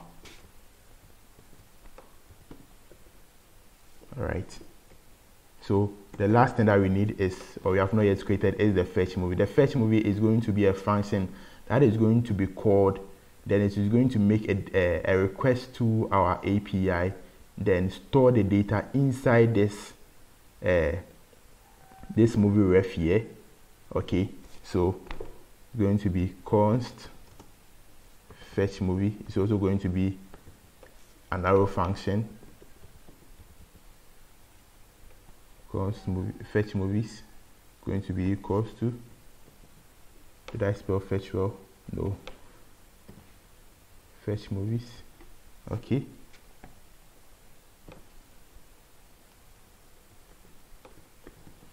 All right.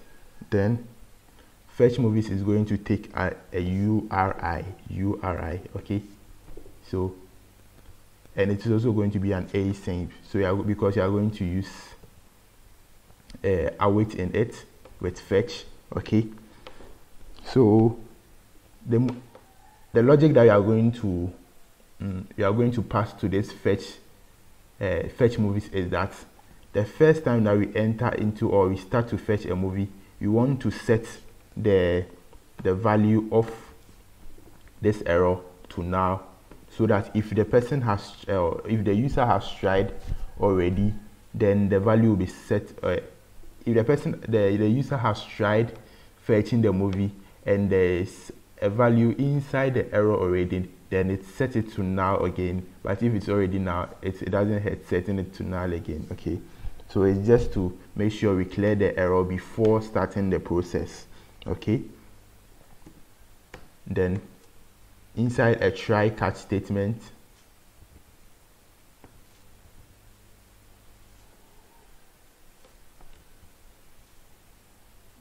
oh, here it should be ERL, or else we have issues. Okay, so inside the try catch statement, we are going to make a request to the fetch API, a fetch to the API, or a request to the API with fetch. So we are going to store it in a constant called res or response. So we are going to await fetch, and we are going to make it to the endpoint URI. Okay, the endpoint URI. Then when the fetch is done, we want to check if the response dot OK or the res dot OK. So let's say if it is OK, then we are negating it. It's going to be false. It's going to be false. So what is inside this statement you are going to, the statement you are going to place here is not going to run. But if it is not OK, then the statement here is going to run. And what the logic we want there is that you want to throw an error. So throw error.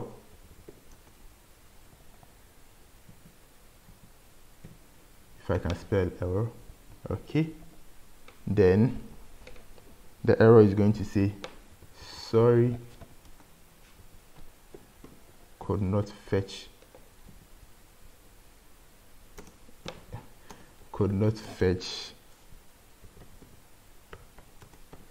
the movies.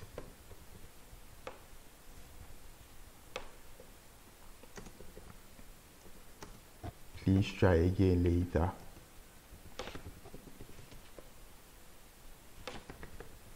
Alright, okay, but if this does not show the error, then we want to get the data out of the response that was made. So we are going to store it inside the const core data, and we are also going to await no, await rest.json. We are awaiting rest.json because rest.json also returns a promise, so we have to await it. Then we are going to initialize a constant here, or an array here. So guys, I'll be mixing up arrays and lists, okay? So please pardon me. It's my Python background. I usually mix up the array and the list, okay? So results is equal to an empty array, okay? So now we have our data here. So let me show you something quickly inside our API. So if you have a look at our API, the API returns a count.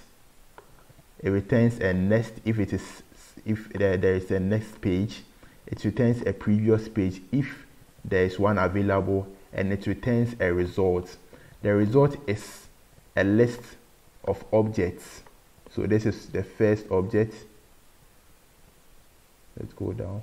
So this is the first object, and the next one follows a suit. So what we need, or what is important to us now, is this result. So we have to find a way of getting to the result, then passing into our movie ref, which is here, our movie ref here, okay?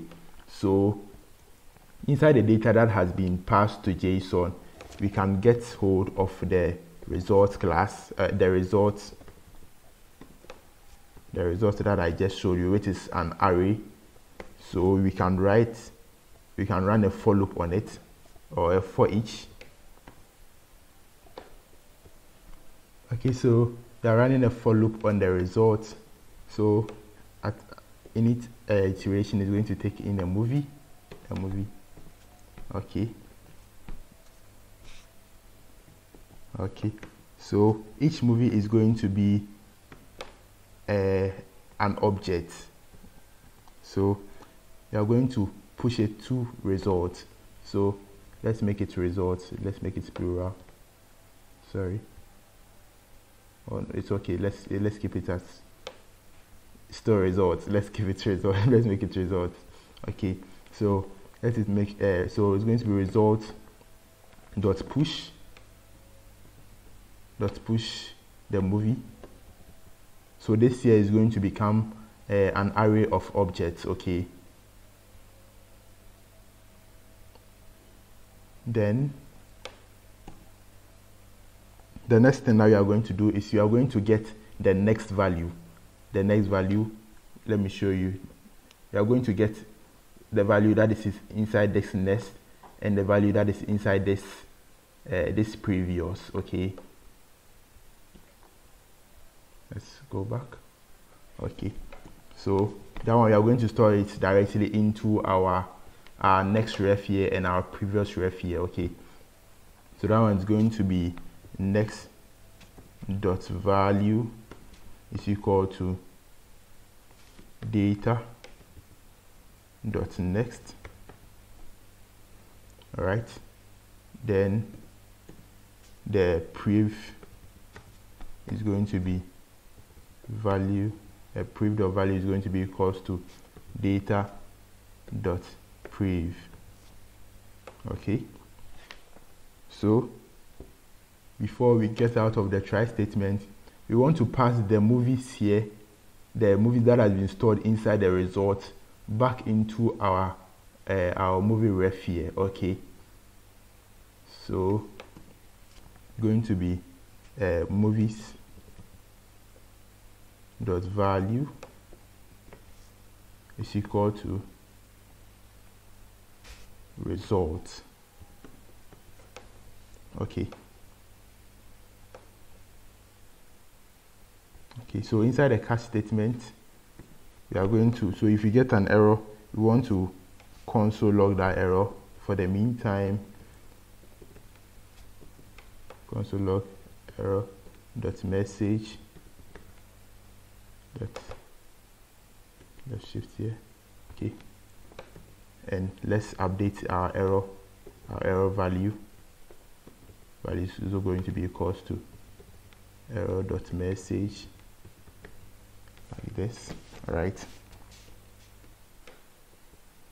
Okay, so now we have the functionality for getting the movies. So this is it basically done. So if it was in view 2, you would have basically set or done all this inside the method on the app.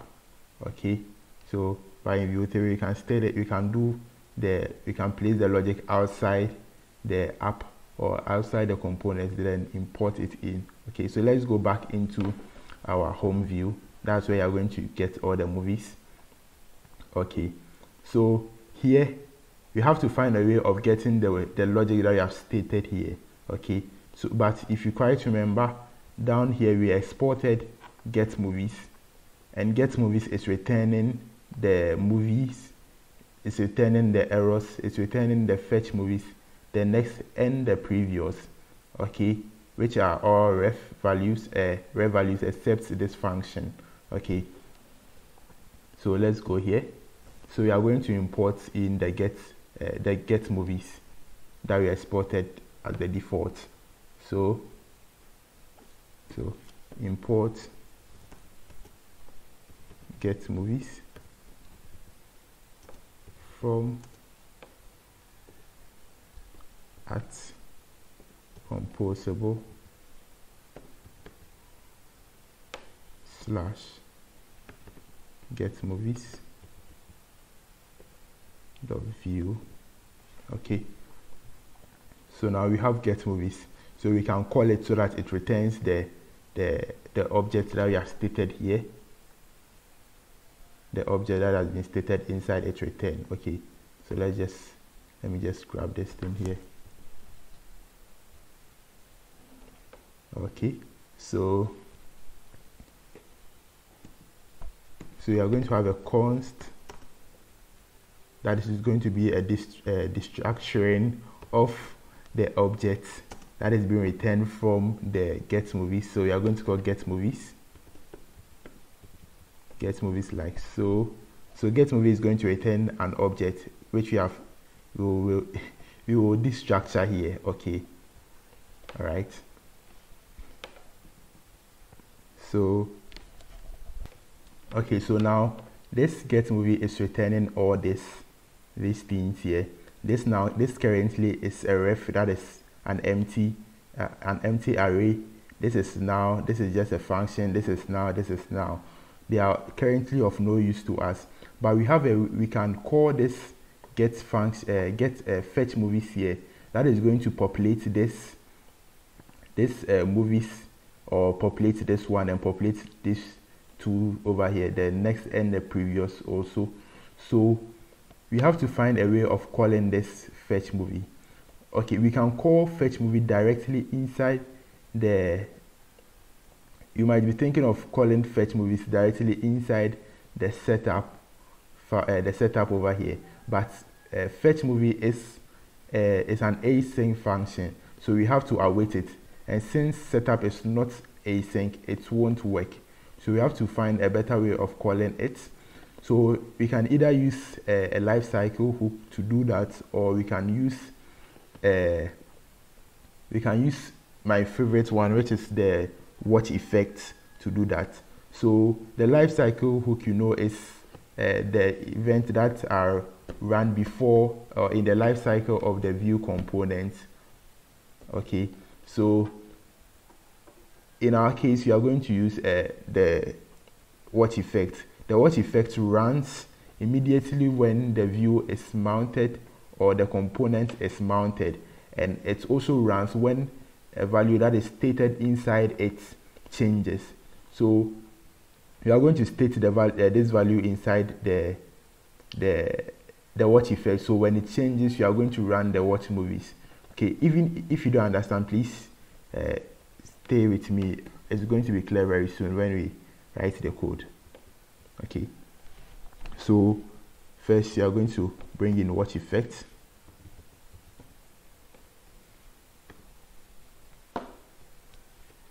watch effect. Okay, watch effect like so. All right, so watch effect is going to take in a function that is run, that will be run. So that function will be an async function. Okay, so that we'll be able to call await on this fetch movies. Okay, so it's going to be an arrow function. It's going to be, so what you are going to do is you are going to await fetch movies.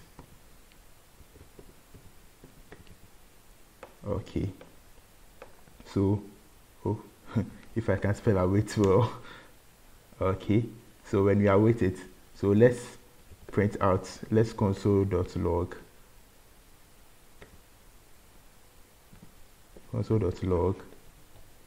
movies.value. Okay,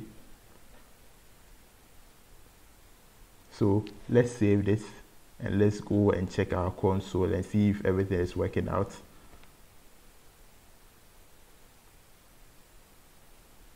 Okay, sorry. Okay, so fetch movie has to be called.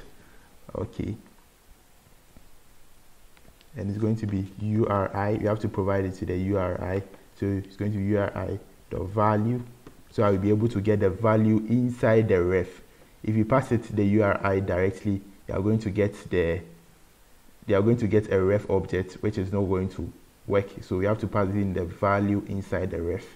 Okay, so let's save it now. Let's go back to our browser and check it out. Yeah, hope we don't have any errors. It says it cannot resolve at composable. Okay, I made a typo. Composable, if I can spell it right. Okay, let's save it.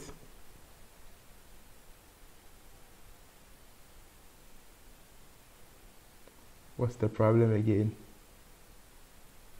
Why didn't I spell it well? Oh, I said .view.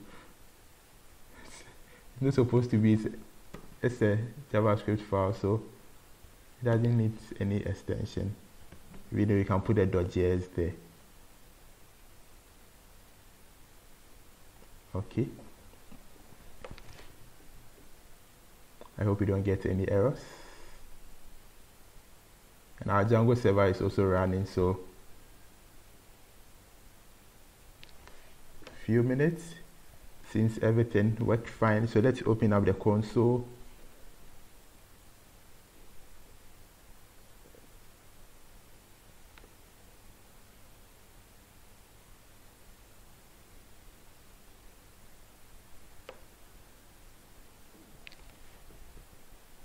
Okay, so it seems we have something here. It's saying 0. Wow, what's happening? Okay guys, so if you read the error, so you can see we had an error. So the error has been printed here. So it's saying that result is not defined. When we threw the error inside the, let me open up the composable. Inside the composable, we set up a try catch statement, and this is what is showing the error. It said result is not defined. Result. Okay, so it's supposed to be results. Sorry about that, guys. Let's save it. Let's go back and give it a try.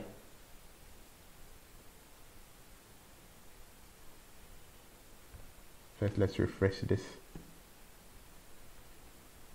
Let me bring out the console again. Let's wait.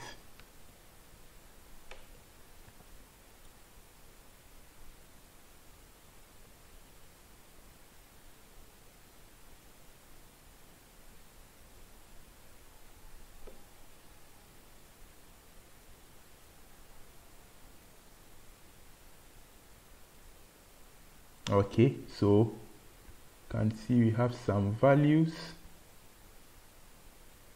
Okay.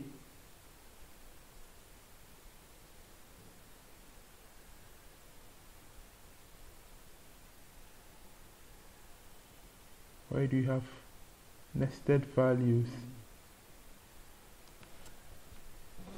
So guys, you are getting this weird object. I don't even know where it's coming from. It's a ref containing different refs. It's not supposed to be so. Let's go back to our get movies composable. It seems you made an error. Okay, so it seems I found it. It's supposed to be push movie, the movie that is being passed here. So you are passing all this while you have been pushing on the movie. Oh, that's bad. Okay, it's supposed to be a movie. Let's save it. This last time around is going to work.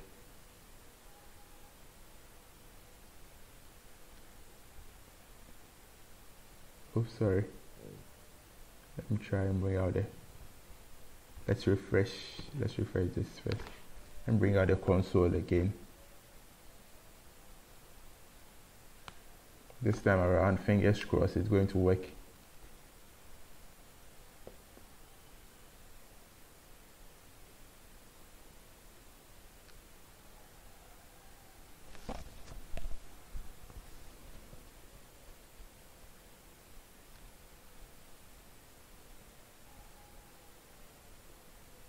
Okay, so it seems now we have something to work with.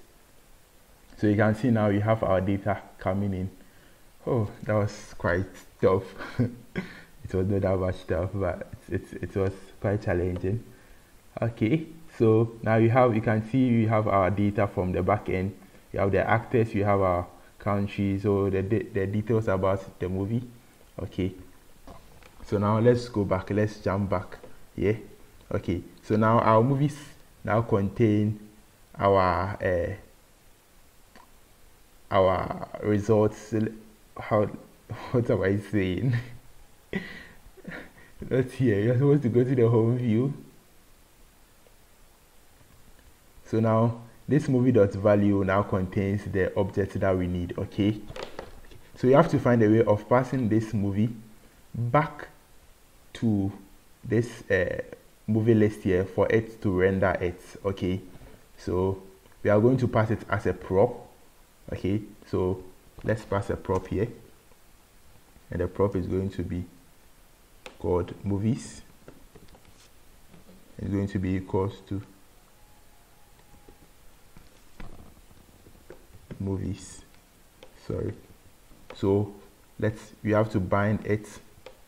We can use vbind, or you can just use the colon. So if you don't bind it, it is just going to pass movie as a string, but if you bind it, it is going to use the movie that you are going to pass below here. It's going to pass the movie here, the movies here, as what you are sending to as the prop. Okay, and as you know, in Vue 3, for us to be able to have access to something inside the template, we have to return it. So let's return movies. Okay, so now you're returning movies. You can comment out this. I'm going to leave it inside for you guys. So let's save it. Okay, so now this movie list is now receiving a prop from here. So we have to find a way of telling the movie list that we are passing it a prop. We are passing it a prop, so it has to accept props. So inside the setup for the movie list component, let's accept props. It's going to be a list, and here accepting the movies props. Okay, so now if you accept the movies props, now what is the movie list going to do with the props now? Okay, so what you want to do is now that the movie list this here is going to be an array of objects that are going to be each object is a movie. So we want to pass it to we want to use it to generate each movie card for each movie. Okay, I hope it's quite clear. So for each movie inside the movies, we want to generate a movie card for it. this div here. Okay, so for us to do that inside Vue, we have a directive called v4. Okay, v4. So it's going to be v4. So v4 is going to be equals to for movies, or for movie in movies.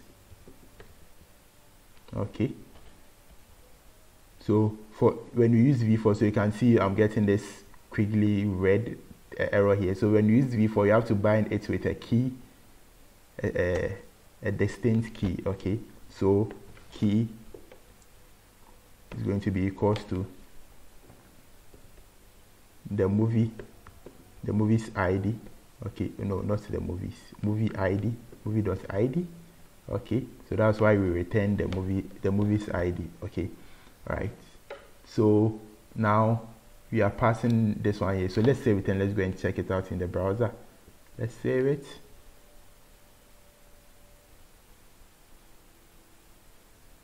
Inside the browser, so you can see we have five cards now. At first it was just one card. It is because the card, we have 5 cards because the database returns five datas. That is what we set with the pagination. So at each core it's going to return five objects, and those 5 objects is what this data is used, this movie list is using to render the cards. Okay, so let's go back. So let me show you something quickly before we come back.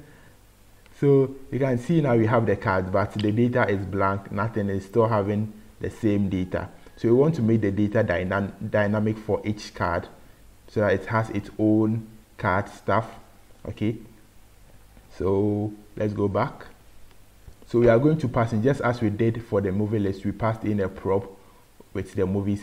We are going to pass a prop of movie to the movie card, then we extract the data from it. So it's going to be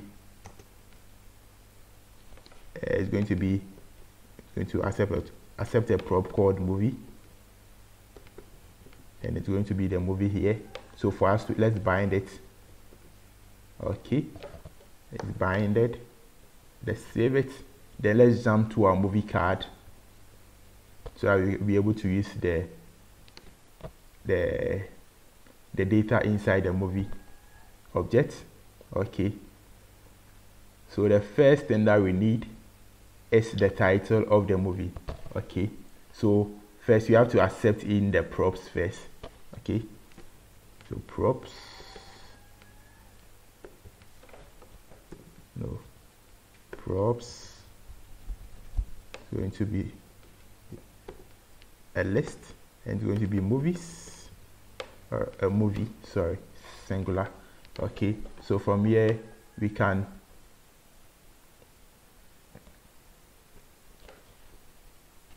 now, so we are receiving the prop, the movie prop, so we have to find a way of rendering its details inside the card component. Okay, so the first thing that you are going to do is the title. So to get the title and the movie, then dot title, because you know we have that field. The next one is the description. Let's take this one out.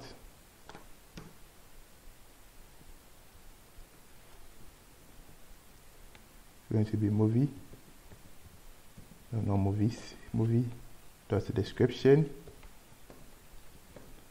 and all these things are on the API. So title, description, created, and all that stuff. Okay,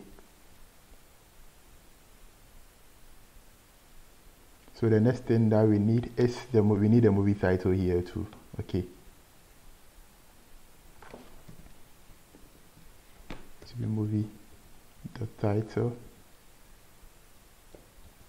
and the final thing is going to be the month. But if you look at the data that is returned here, sorry, the data that is returned from the database, it's just created. It is called created, and it is just a normal string. It is not formatted. It's not, the time is not formatted in a user-friendly way, so we will have to do something about that. So we'll be working with computed values to put in the right date here. So let's just display it for the meantime. So it's going to be movie dot created, sorry, created. Then let's save it. Let's go back to our view. Okay, so you can see our date comes in, but very, very ugly. It's not very, very nice at all. So you have to work on that. And we also have the description and the title. You can see the title is also here. Double that. Sorry, the hover effect set it quickly. Okay, so we have in the description and the, what's the name, and the title, right?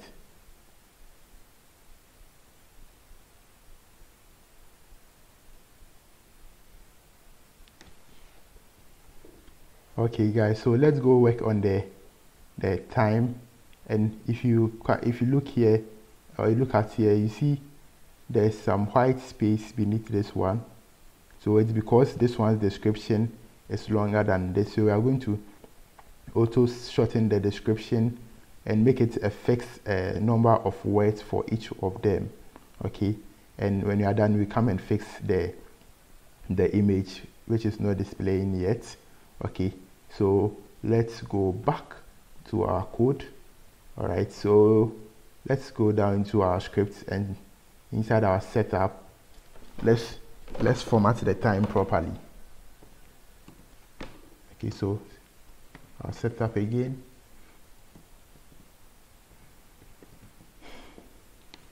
Okay, so inside the setup, you are going to have a composable that is going to sorry, not a composable. Sorry about that, guys. A computed that is going to format the description and the time for us. Okay. So const format, oh, not format movie, and it is going to be equals to a computed. Okay, so let's import it in. So computed is going to take in a function.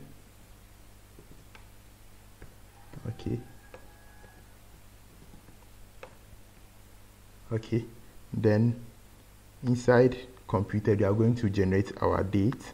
Okay, generate our date from the date value that is passed from the movie through the created. Okay, so you are going to generate a raw date in JavaScript with the value that is being passed from here, this created value here. Okay, so I'm going to call it const movie date, going to be equals to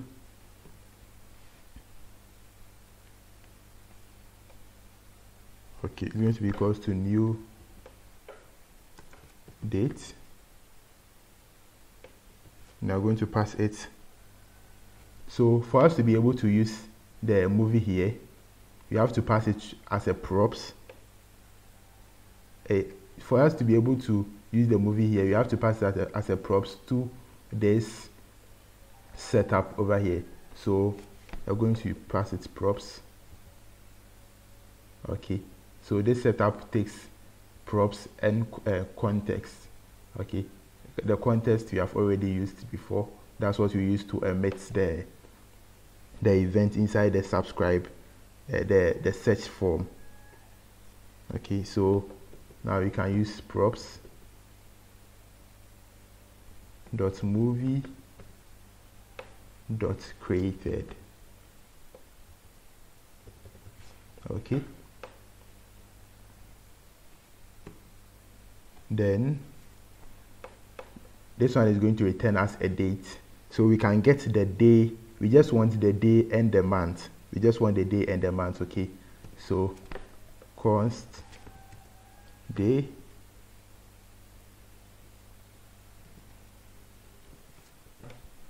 so day is equal to movie underscore date dot get date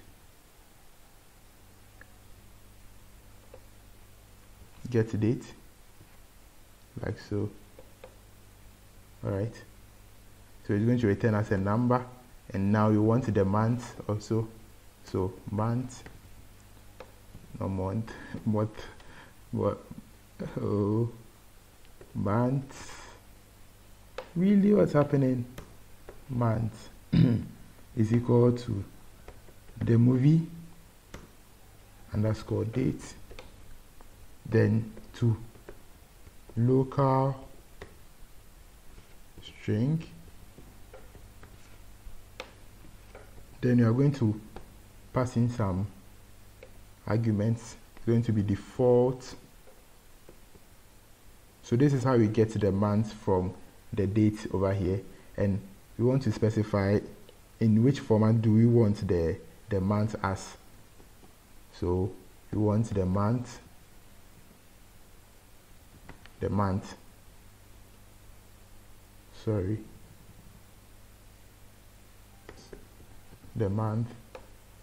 we want it as short. So the short is just going to give us the 3 letters. Okay, then the last thing that we want to do is the description. Const because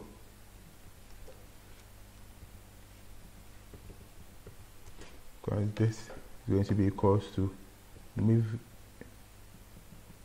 props dot movie dot description dot, we are going to use the substring, which is a string function. We are going to get 0 to, let's say 20. Okay, 20 is, no, 20 is too small. Let's do 30. 30 is fine. Okay, then let's return it. So return, I'm going to return an object. So I'm going to return the disk, return day, and we are going to return month. Okay, so for us to be able to use this format movie inside the template, you have to return it as usual. Oh, here's supposed to be returned. So let's return an object that has format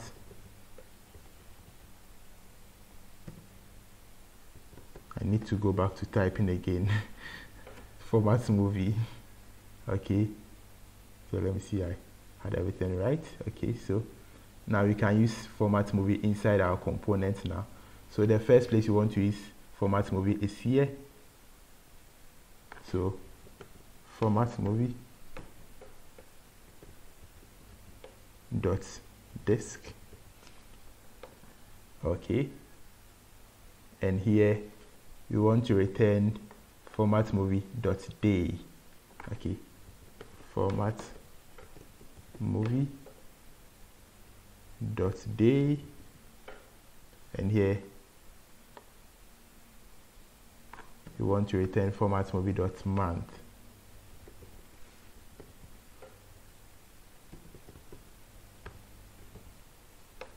Dot month. Okay, so let's save it Let's go and preview it. Let's go back here. Okay, so seems things, you can see it's now falling in shape. Okay, so the month is nice, looking more attractive and more user friendly, but the description is too short. Let's increase it up. Let's send it to 50. 30 is too short.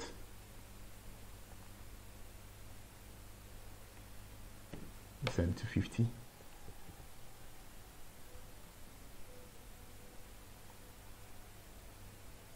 Okay, this looks fine, and you can see there are no white spaces underneath it now again. Okay, so when you provide a description, you want to put some dots. That means that is just the preview of it. Okay, something like this. See. Okay, so it's left the last thing with the card component. That what we need is the image here, So the image here, we are not going to place the image here. We are going to place it inside the list. So inside the movie list where we are running the for each, we want to place the image on this div here, the div that is created on each for each iteration. Okay, so you are going to pass a custom style here to this div here, which is going to be a background image. Okay, so let's add it. So it's going to be star equals to let's use the double quotes. Okay, so we want to bind that we are going to get the image from the movie list here, so you have to bind it to, you have to bind the style. So we're going to use vbind, and I'm going to pass in background image,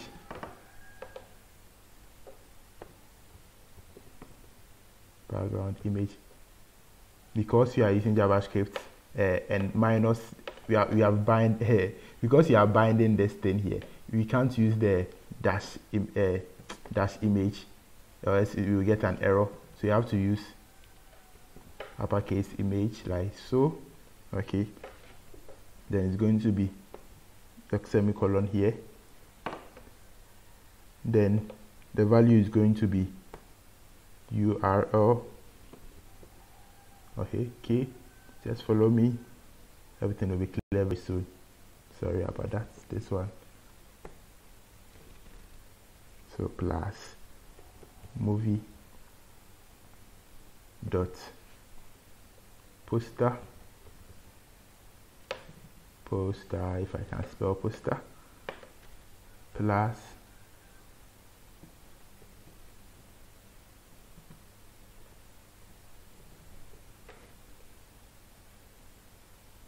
then we close it up. Okay, what's the error? The person, let me, the space here, I don't know why it's saying that. Why can't you pass it? I think it's just some error with my Visual Studio Code. So this is how you are, so this is going to be the URL, then it is going to pass in this, the movie of poster here, that which is going to be a URL. Let me show you from the API. So the API is going to give us this. Oh, okay, there's it. It's going to give us this link here, which is going to be a link to the image. So that is what you are using here. That's what you are using here, plus. So this is going to form a whole URL. So we are just doing some string concatenations. Okay, all right, so let's save it and let's go and check it out. Let's go back. Okay, so you can see our images are now coming in, guys. Our project is now taking shape. All right, so we are almost done with the front end view. Okay, all right, so now we are just displaying just the five objects here, and the 5 objects here, but we want to know whether there exists more there are more movies inside the database. So we are going to use the next link to get the next available movies that are also in the database. So this one is just the first 5 that is provided. So we want to get to the next 5 if it's available. Okay, so let's go back into our home component. So basically we are done with the movie list component and the movie card component. Not yet done with the movie card component, but the movie list we are done, so we can close it out, and the get movies too, we can close it out. All right, so let's go into our script and inside our setup. Okay guys, so before we jump into our script file or our setup, first let's boilerplate our buttons down first. Okay, so it's going to be a div that has flex.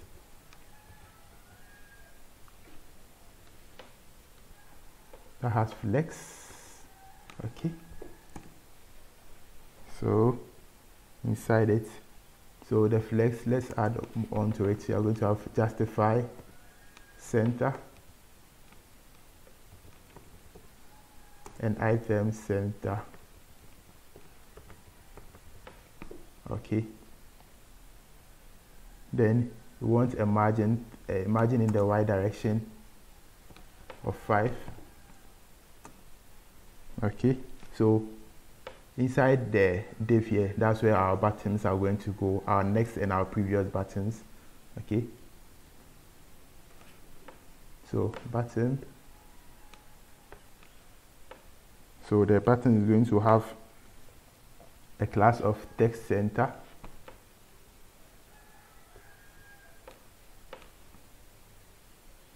right? Button center, text center, text center. So let's go. Where's the center? Okay, since our center went off, so let's add it on. Then the next thing that we need is that we want to round the edges a little bit. Let's soften the edges. That's large. Then the next thing we need is a padding of 4 all around, not padding of y, padding of 4, and a margin to the right of 2. Okay, then we want a background of white. Then we want a font bold and a text large. Text that large. Okay, so let's place in the next here. Oh no, previous first. Previous is always first. Okay, let's save it. Let's go and check it out. Scroll down.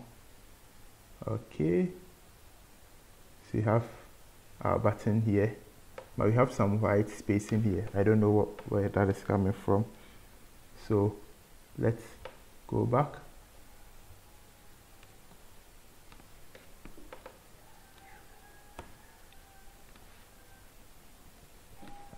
Okay, so now we have this button working. So the next thing we want is another one for the next, so we are going to just copy this one. Let's copy it, paste it below. So here is going to be next.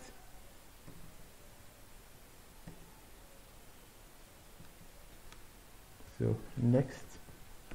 Okay, so we want to give it some arrows just like how the next arrow shows and the previous button previous arrow shows. So we are going to use some HTML entities to do that. Okay, there's going to be LT, then break it out, then this one is going to be greater than. Okay, so we are having some issue with our styling, and you can see that we have this error here. It's supposed to be PB, not PTB. Okay, so let's save it and let's go and check it out.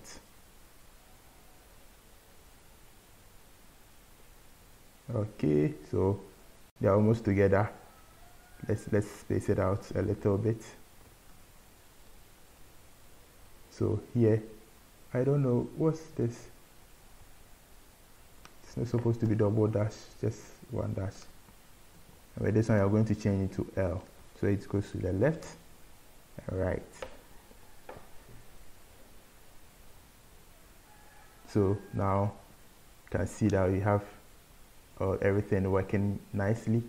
So it's now looking nice. And so let's go and implement that functionality. And we don't want to show them just on the page, so we want to render them when there is a next and if there is a previous too. So if there is no next, we don't want to show it. If there is no previous, we don't want to show that particular button too as well. So let's jump in.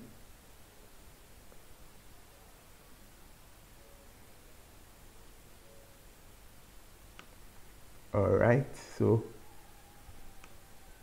we are going to put an event on the button here, on these buttons here. So let's go and flesh out our function or our handler. So we're going to call it handle click. It's supposed to be a const.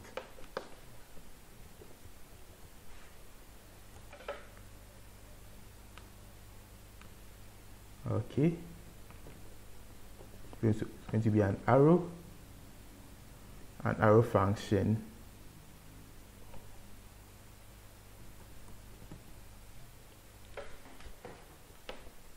and the arrow function is going to take in a parameter called type. Okay, so you are going to check, so we want to know which type of button was clicked. So if we check if the type is equals to prev, then we want to update the URI. The URI dot value because it is a ref. As you can see here, URI is a ref. So we want to update the URI dot value with the previous that is being returned here, prev dot value. Okay, or else, so or else it's going to be next as usual.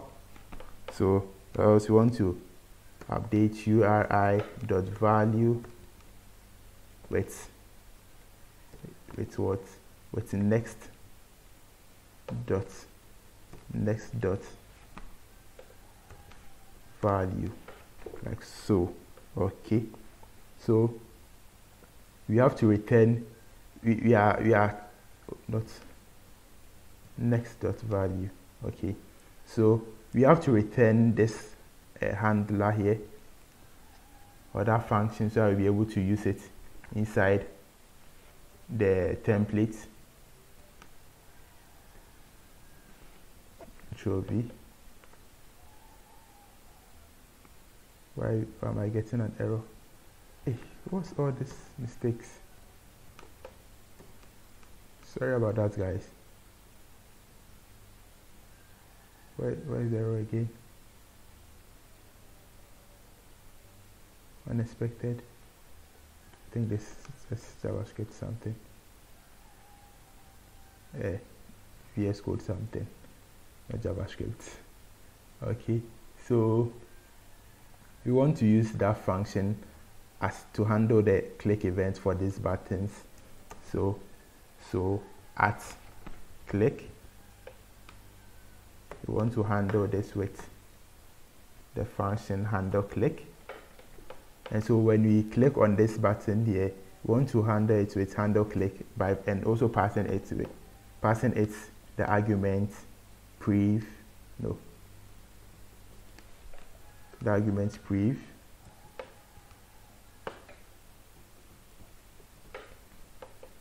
okay, like so. All right, and with this one we are going to do same at click, going to handle Control V,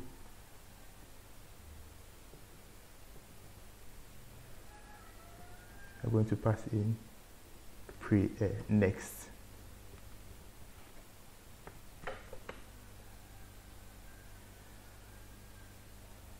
Do I have anything? Okay, so you can save it. But if you go and use it, we are going to get an error because we can't tell whether the next is going to exist. There is a next or there is a previous. So you have to conditionally render the next button if it exists, and conditionally render the previous button if it's also if you have a previous link.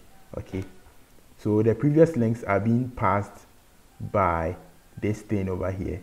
So it's either going to be null or a link from our database. Okay, so you are going to pass in this next and previous, so I will be able to use it to dynamically render those buttons. So let's return it next, and let's return prev. Okay,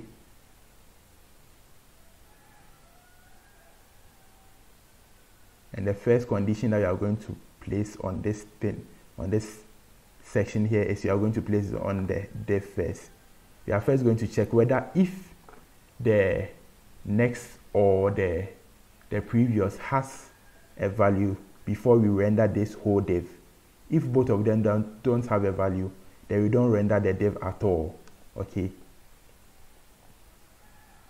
so then if we are going to use the if directive, so we are going to check if next or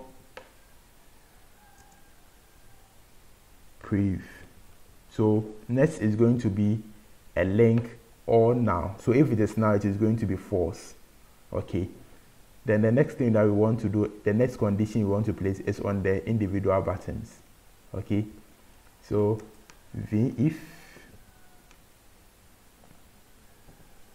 so this one is just going to check whether if the previous has a value. So if prev, then we are going to render it, and this one is going to check if if next, if the next has a value. All right, like this. So now let's save it and let's go and check it out whether it's working. Okay, so at the meantime, we just have a next value. That's why this thing is there, just the next is showing. Okay, all right.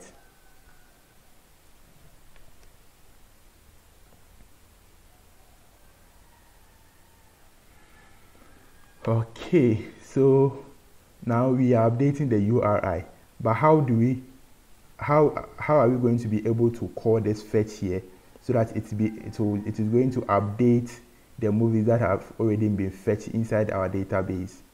So for us to be able to know whether this URI has been updated, we have to watch it. So for us to watch it, we can either use watch or watch effects. So watch effects runs each time a value that has been declared inside it changes. Okay, or also on when the component mounts. And we can use the watch effect, the watch to also do same, but the watch does not run when the component is immediately mounted. Okay, so we can declare URI dot value. Okay, like so. So let's save it. Okay, so since we are watching, or we have declared this value here, anytime this value changes, it is going to run the function inside this async function again. Okay, so let's save it and let's go give it a try. Okay, let's go to our browser again. So let's refresh.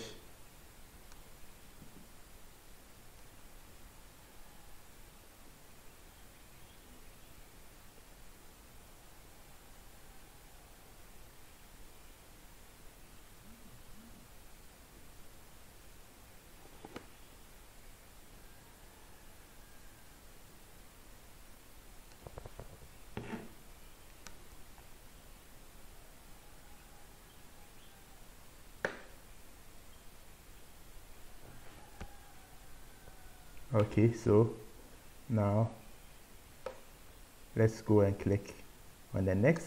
Let's see it's going to work. Let's see if it will work. Okay, so you can see it is working, but my internet is quite slow, so it takes some few minutes for it to update. Okay, but it seems our next is not showing. For some reasons it's not showing, so let's check our console log and see whether everything is fine. Okay, everything is fine too. Okay, let's go back. So say if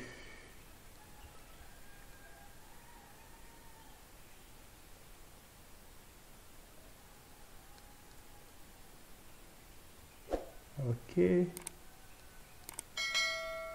we are supposed to have a previous.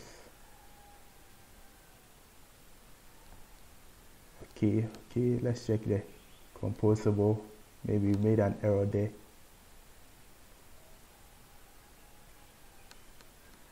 I'm sure this thing is not going to be it's going to be like previous or something like that. Let's check our API first for confirmation.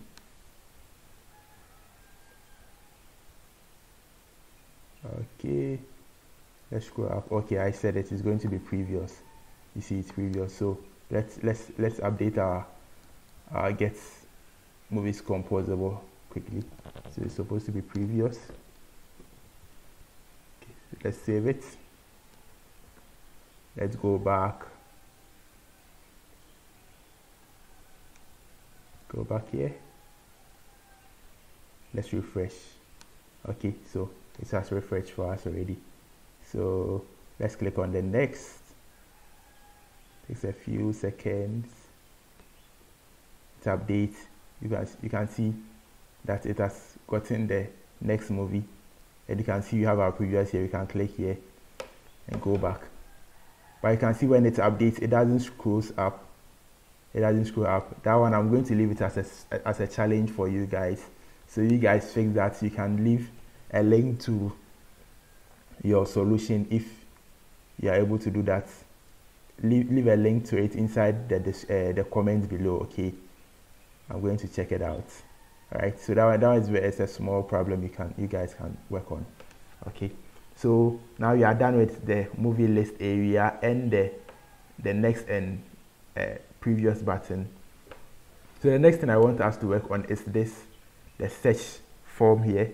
So I will be able to search through this thing over here. The movies here. Okay.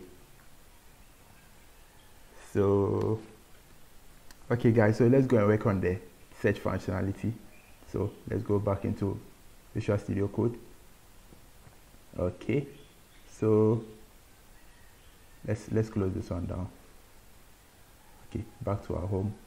Okay, so now if you quite remember, the first thing that we did in the home view was we were listening on this search occur event and using the search handle search to take care of this event. Okay, so let's go down to handle search. Where is handle search?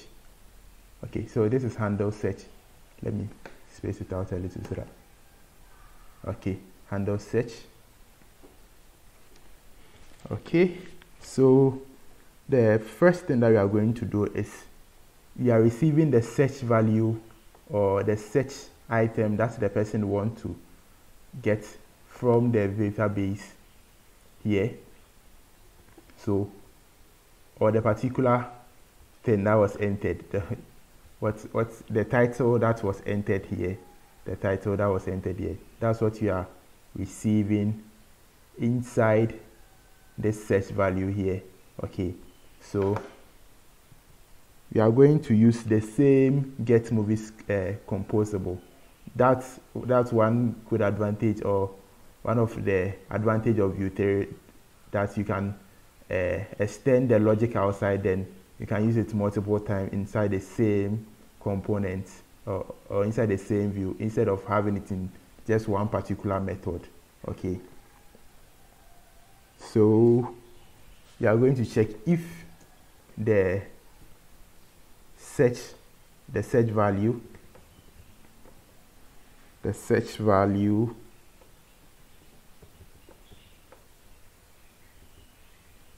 has length. First we want to check whether there is a length there. So if there is a length there, then we initiate our logic. So we want to set up a new const, which is going to be a new URI. So we are going to construct a URI here. So the URI is going to be to this endpoint here, but has a query attached to it. So let's grab it and let's paste it here. And we are going to query the title. So in this tutorial, I'm just going to use the title for the query. Okay, and we are going to pass in the search value. Okay, search value, search underscore value. Okay, then when we are done, we want to update our URI here, so it's going to be URI.value, and as you know already, URI is being watched inside the watch effect, so immediately it changes. This watch movie is going to fire, then it is going to fire with this URI that we are going to pass. So it's going to be equals to the new URI. Okay, so let's save it. Then let's go into our browser and try it out. Okay, so you are going to search for lion hat. So lion hat, like so. Let's enter. Okay, so you can see now it is returning lion hat. Okay, so we have this squiggly bar here where we are showing the movie and the search result. So we want to show the search result when you are doing a search, and we want to show this when you are not doing a search, when you are showing all the movies inside the database. Okay, so and when we clear out everything inside and enter, we want to show all the movies inside the database. Okay, all right, so let's go back to our Visual Studio Code again, and let's attach an else statement here. And the else statement is going to be that the new const new URI when the search has no value is equal to this the original URI. Then we want to set the URI for the value, the URI value to the new URI. Since you are doing it in both instances, we can bring it outside. So bring this one outside like this. Okay, sorry. This way, so that whenever it goes through, when it is done with this thing here, then the value that is inside the URI value is passed here. Okay. So let's save it.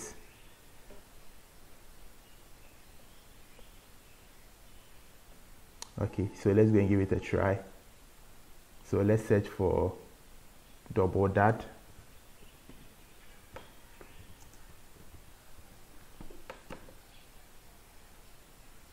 Okay, so it seems you have an error. So it is saying that new URI is not defined. Okay, so I think I made an error.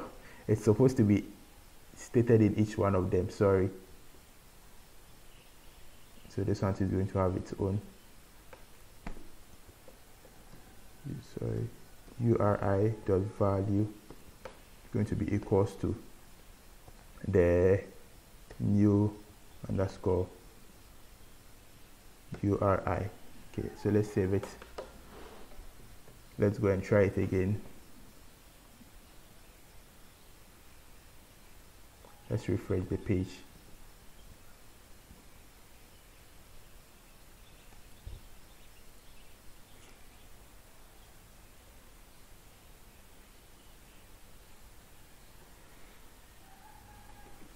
Okay, so our page has been refreshed. Okay, so let's search for double that again. Double that. Okay, so now it's set. The search has worked. Okay, so now let's clear it out and let's hit enter again. Okay, so you can see it has fetched our data for us again. So it has. Okay, so now we want to render one of this based on some condition, whether if you are searching, then all this should show. If you are not searching, then this one should show. Okay, so let's go back.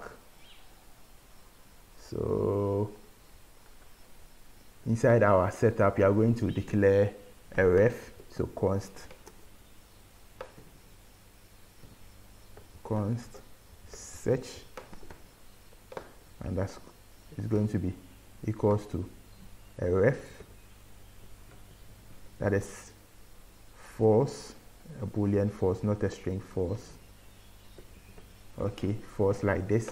So if the search has a length, then we want to change this search value to true, but if it does not, we want to keep it as false.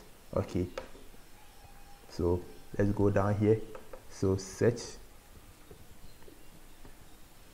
the value is equal to true, and here we're going to put search the value equals to false.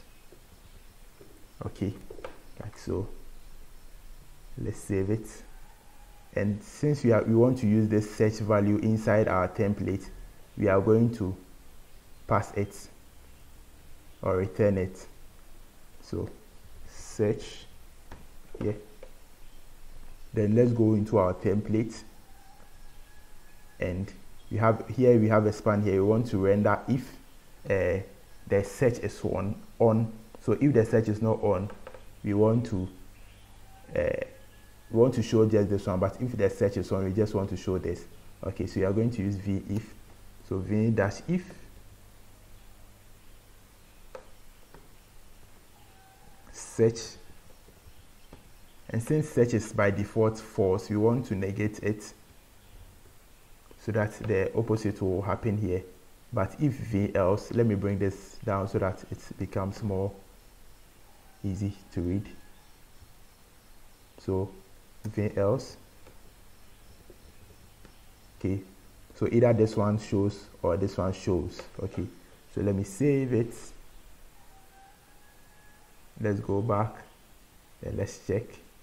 Okay, so you can see this time around just movie is showing. So let's search for lion hat again. So you can see it has changed and our search also comes in.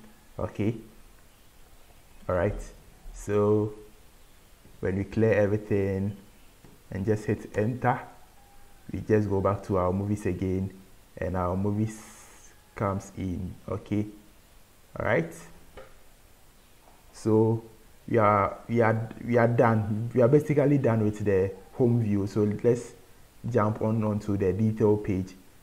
When we hover here, when we click on this thing, it should send us to the detail page. Okay guys, so let's go build our detail component. But before you go and build the detail component, I have a small bug that I want us to fix. This, when you are scrolling up, the card component moves on top over the nav bar. That's not nice at all. Let's fix that quickly. So let's go to the app view.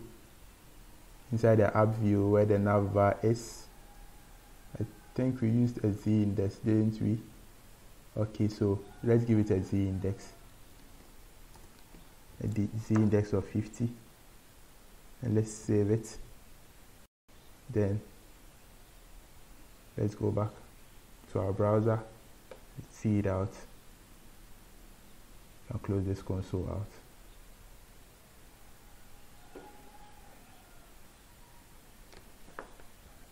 Okay, so you can see now our z index is working well. So the movies now don't overlap the nav bar. Okay, so that's cool. So let's go and start with our detail component or detail view. So since you are done with the the home view, so let's close it out. Okay, so the first thing you're going to do, you're going to create the detail view. So let's create a new file.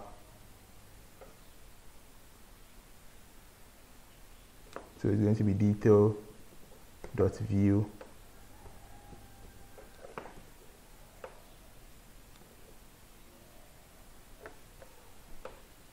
Okay, so let's boilerplate our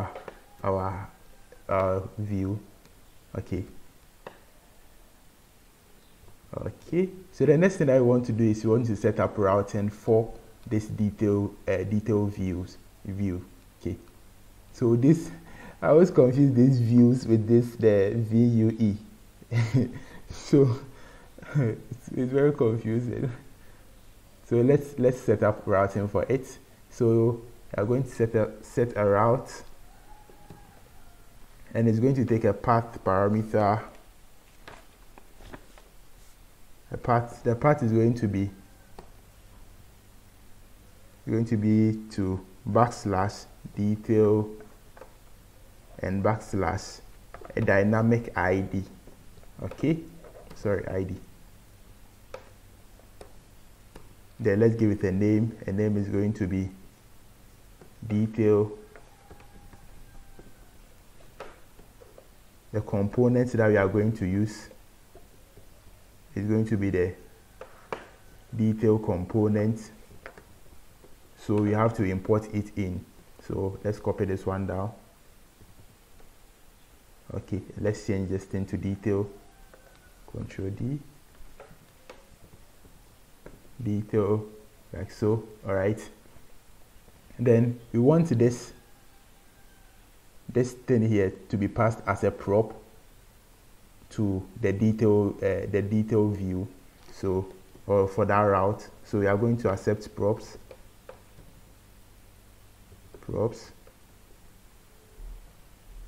True. Okay, like so. Then let's save it. Then we are done.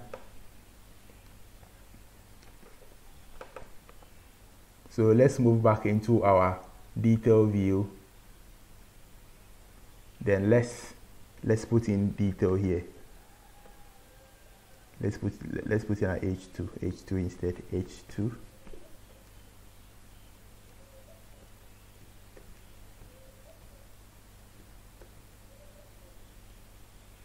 detail.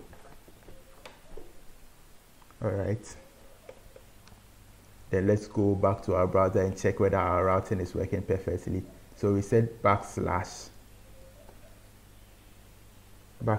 detail detail slash an ID. So let's pass it to 1. See whether we are going to get the detail. Okay, so now it's in, so you can see our detail is showing here. That's what we just placed in inside the template. So let's go and build out our templates. So let's take out this. Okay guys, so let's boilerplate our detail page. Okay, so we are going to have an h2. Okay, so inside the h2, that's where our title is going to go. So let's put title for let's put a placeholder title for the. So it's going to have a class of text center, font semi-bold, text color of primary pink,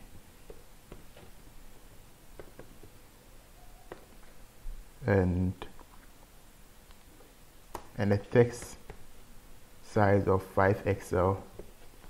Okay, the next we are going to have is a div.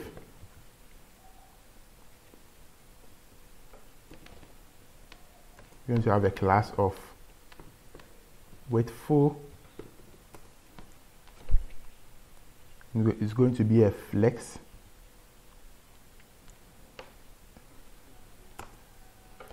It's going to have a flex score. It's going to be flex score on smaller screens. So the flex direction is going to be column on smaller screens, and on wider screens it's going to be flex row. The direction is going to be row. Okay, so let's do it flex row. They want it to take the full width, the full height. Okay, and they want it to be justified. No justify. We won't justify anything today. We want a margin on the x-axis of 10. Okay, all right. And the next thing we want is a div inside it. So we are going to have a div for the image or for the movie poster, and another div for the movie details. Okay, also, so this div is going to have a class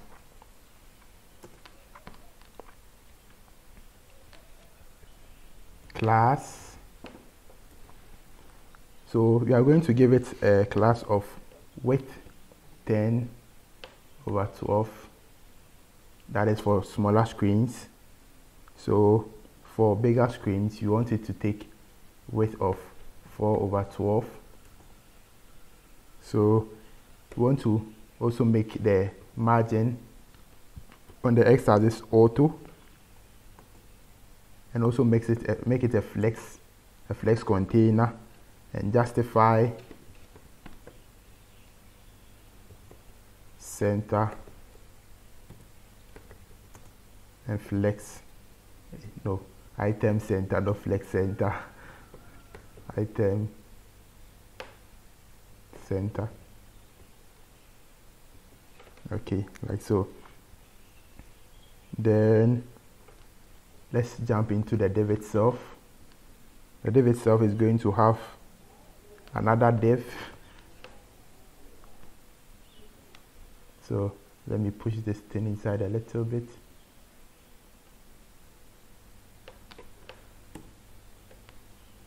So we're going to have a div inside it. So that div is going to have a class. We're going to have a class equals to width of 72 and a height of 64.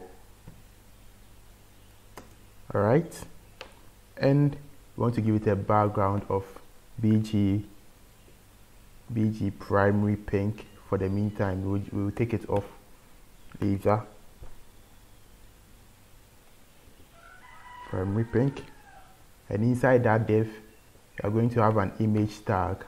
The image tag is going to be to the poster. So the image tag, so you're going to have a class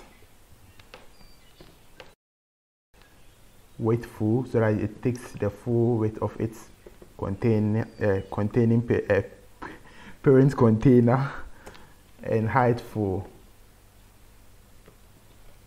Okay, and we want to give the alt for accessibility reasons. Okay, so alt is going to be movie poster.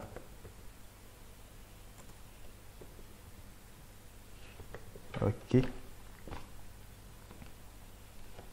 and before we round out here, let's soften out the edges of the div that will contain the image. So rounded, that's large, and overflow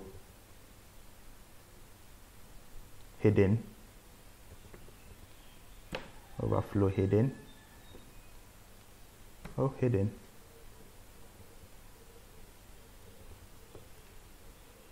Like so. Let's save it. So this is the div that is going to, or this is the div that is going to take or hold the image. So now let's work on the div that is going to that is going to hold the details. Okay, div.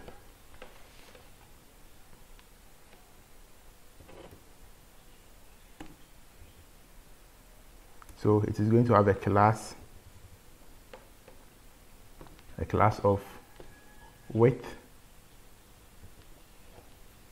10/12 for smaller screens, and on larger screens you want it to take, so on larger screen we want it to take width 10/12. So here it's supposed to be width full, sorry, take the full width. Okay, then so it's supposed to be width full. What 104 though? Okay, width full. I want to give it an MX auto, and you want the text to be primary pink.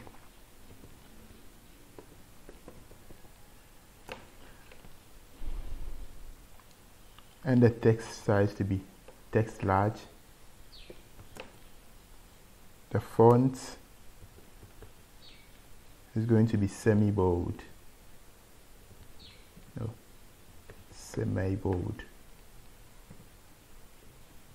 Oh no, semi-bold. If I can spell, no, semi-bold. Okay. Then inside it you are going to have an H2 that says description. So let's save it and let's go and check it out. You are getting this weird, where is this scrolling coming from? Wow, that's weird. Let me check on that. Sorry. Flex.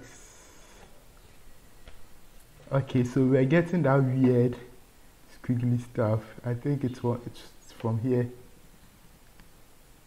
So let's take it out. Let's refresh. Let's go and see whether that scroll is still going to be there. Okay, so the scroll is gone. So now you can see you have a description here. So let's go and continue our work. Alright, so what are we doing? So the next thing that we want to do is now let's finish our template. So let's see, I'm going to show is put a P below. So that's where the description is going to go. So let me put a semicolon, a colon there.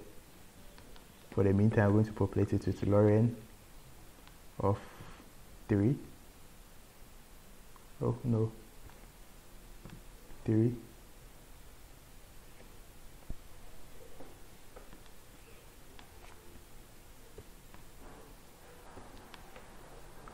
Okay, let me bring this thing down. So it's fine. Then the next one we want is the release date. So H2.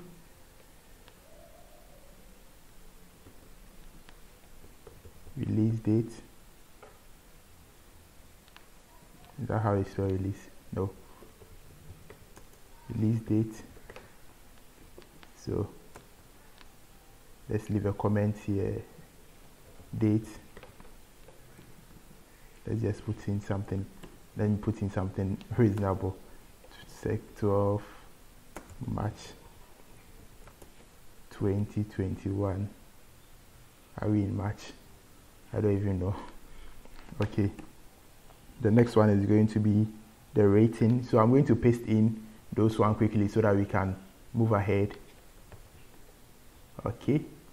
So the rest has been added, the rating and all that stuff. So let me save this and let's go and check it out. Okay, everything looks so huge here. Okay, so let's change this one to font normal.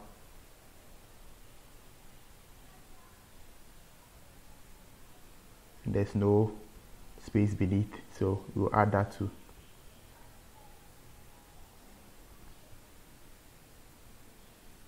So let's go up a little bit. Class is equal to font dash normal. Okay. Then let's place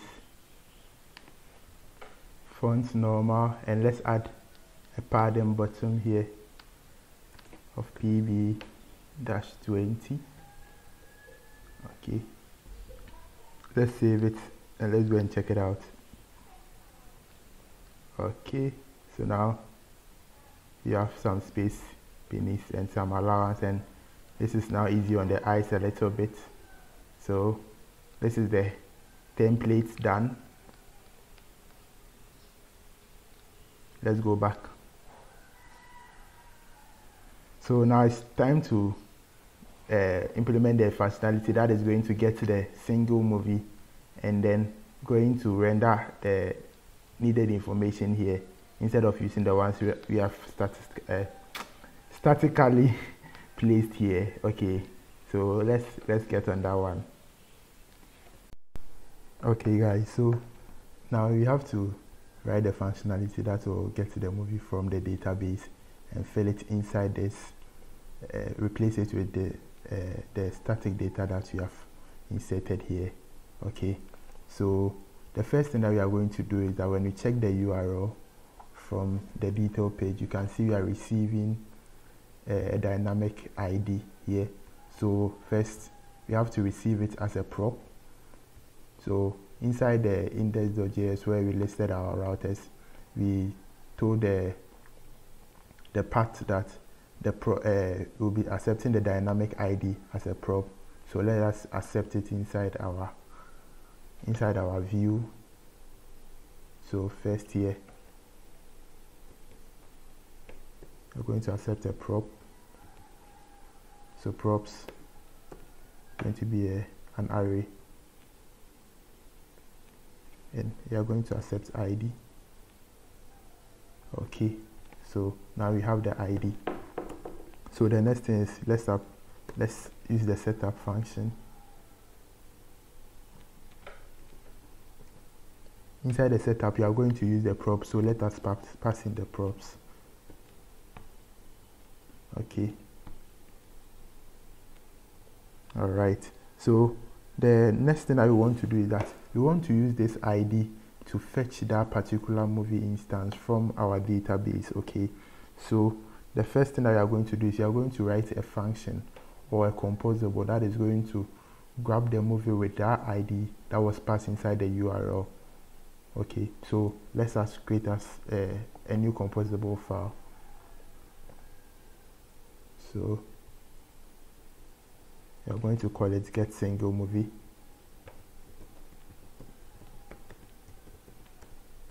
.js.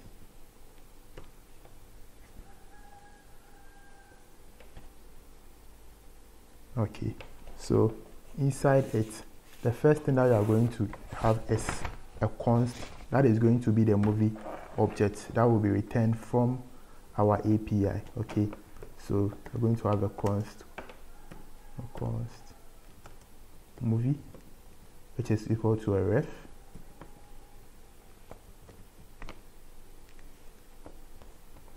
For the meantime, the ref will be equal to now. The value inside will be now, so here is supposed to be const. So let's import in ref from view. So import ref. Oh, sorry. From view. Like so. Okay. Then the next thing that we are going to have is a const that is error. That is going to hold our error. So that one is also going to be a ref, and the value will be now for the meantime. Okay. We are going to have a function called fetch movie. It's going to be an arrow function. All right. And the final thing you're going to have here is a const, another arrow function that will be the get single movie. If I can spell single well. Okay. Equals to, all right, also an arrow function. Okay, so inside this arrow function, we are going to call this fetch movie. Then we are going to return either the inside this get single movie. We are going to return the fetch movie, the movie itself, and the error ref as well. Okay, so let's return them. So return movie, error, and get single movie, just like we did for the get movies. Okay, so inside the fetch movies now let us bring out our logic. Or let's see. So the first thing you're going to do is when it starts to fetch the error, fetch the movie, we want to set the error value to now, so that if there was any error previously, then it will be cleared off. The next thing you are going to do, you are going to use a try catch statement, a try catch block to make a request to our API. So we are going to store it inside REST. So we want to make it async, so that we can use await inside it. So await. So we are going to use the fetch API for this request too as well. So we are going to fetch the movie at http. Wait, not just http. Okay, / localhost port 8000. And for us to be able to fetch a single movie, we are supposed to append the ID to it. So in this function, we are going to take in the ID of the movie that we want to fetch, and we are going to make this a template string so that we can insert in our ID. Okay, so here is going to be our ID. All right. The next thing I want to check if our response res.ok is okay. If it is not okay, then we want to throw an error.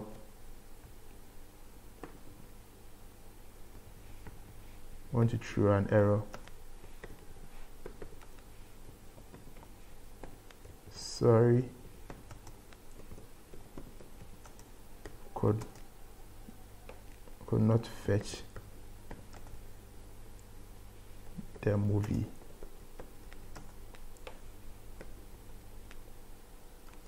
Try refreshing the page.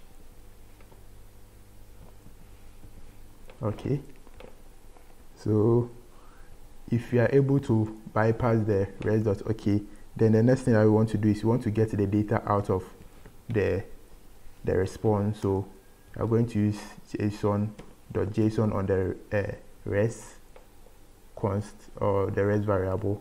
So data is res. So that one too is going to return as a promise, so you have to await it. So I await res.json. Okay, then now we have our data here, so we want to pass that data to this ref here, the movie ref. So movie.value is equal to data. Okay, so now let's bring in our catch block.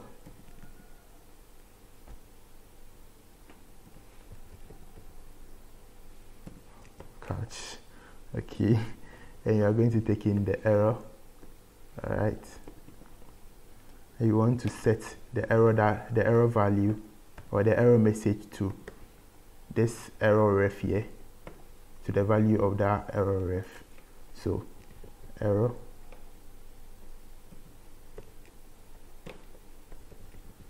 the message. Okay, all right, so now we have our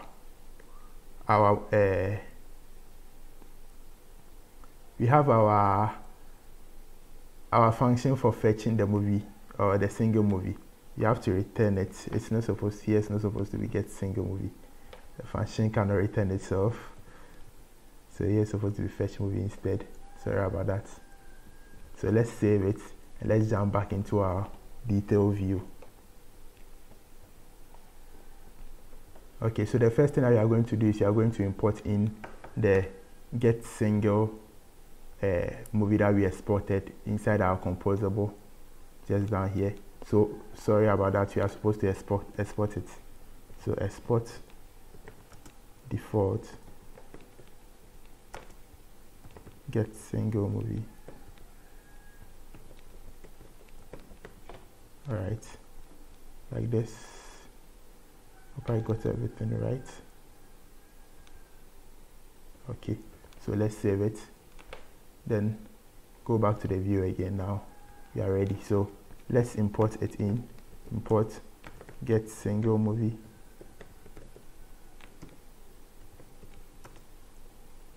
from @ then you want to get into the composables or composable, then get single movie. Okay, like this. So now we have access to get single movie here, so we can use it inside our setup function. So if you quite remember, the get single movie is returning onto to us an error ref, a movie ref, and a fetch movie function. So we are destructuring the return value. Okay, so get single movie, then we call it. Okay, so for us to be able to get or fetch the movie from the database, we are going to use the same watch effect that we used inside our home view, here.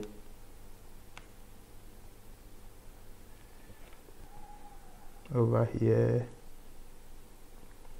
where you can see we call the watch effect, and I said the watch effect is to run immediately the component is mounted, and it runs once, and it also runs when an argument or a constant that is declared inside it changes. Okay, so watch effect. So let's go back here. First thing, you are going to import in watch effect from view again. So import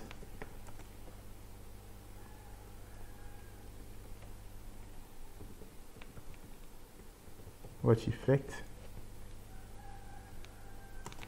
from view. Okay, so now you have watch effect. So we want to use watch effect to call the fetch movie immediately the component is mounted. Okay, so watch effect, and it's going to take in an async. Okay, it's going to be an arrow function. Then you want to await fetch movie. If you try to remember, fetch movie is an async function. Okay, and fetch movie also takes in the ID of the movie that we want to fetch. Okay, so it's going to be props. That's why we pass in the props into the setup. So props.id. all right, so now this one is going to run. So immediately it runs, it is going to populate the movie ref, or if there's an error, it's going to populate the error ref. Okay, so let's return those values here so that we'll be able to use it inside our template. So return error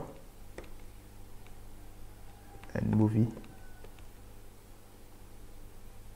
Okay, if I can spell error right.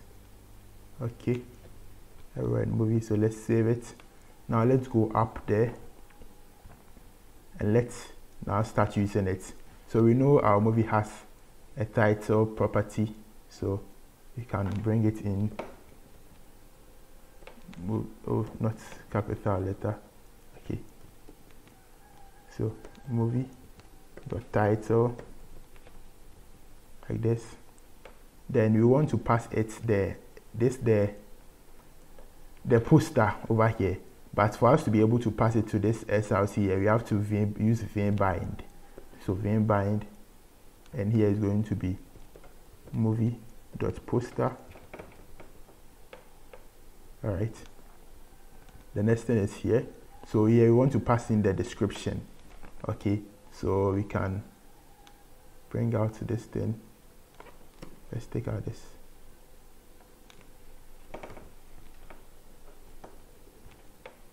So now we can pass it in. So movie dot description. All right, the next thing is the date, the release date. Going to be movie dot created, and here you are going to pass in the rating. It's going to be movie dot rated. Here you are going to pass in the movie dot genre, and the genre is going to be an object, so we want to get the name of the genre, so dot name. All right, now you want the duration, movie dot duration.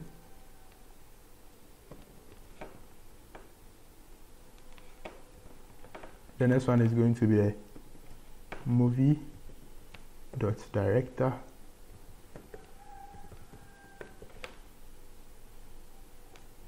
Here is going to be movie dot type. All right, and here you are going to pass in the actors to be movie dot actors.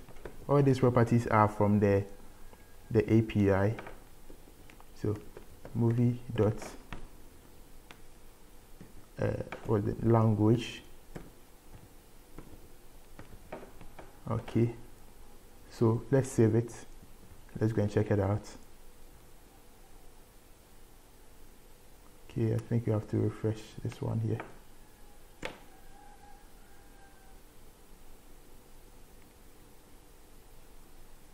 Okay, seems you are getting an error. Let's check our console. See what's happening. It says title of now.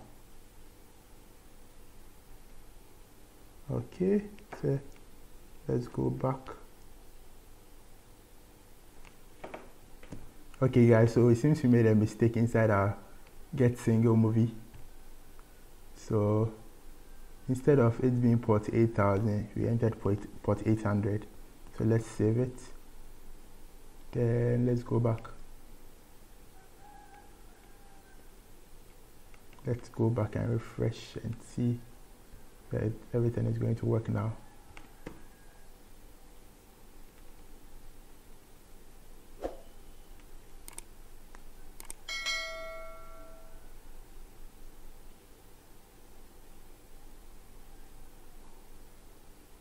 And yes, it's still not working.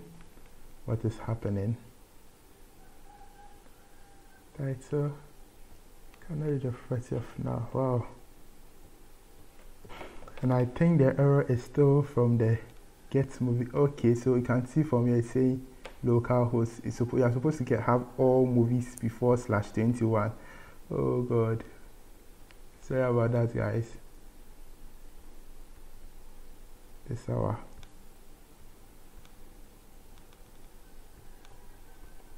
Okay, so let's jump back into our composable. So here supposed to have all underscore movies / okay, so let's save it. Let's go and give it a final try this time around. I'm sure it's going to work.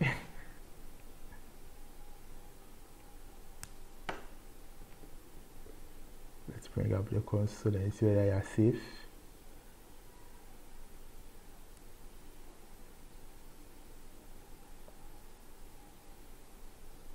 There we go, another error. It says cannot be found. Really? It can't be found, and truly, really, it won't be found too, because the address here is different. Let's copy this thing and just send it to our get. Okay. So let's change this URL like this. Okay, I think this time around it's supposed to work. It has to work. Let's refresh it again.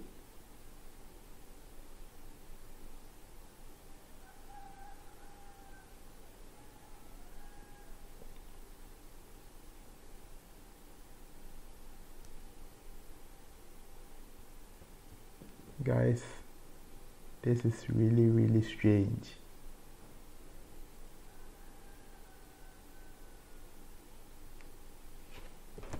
Guys, I'm very sorry about that.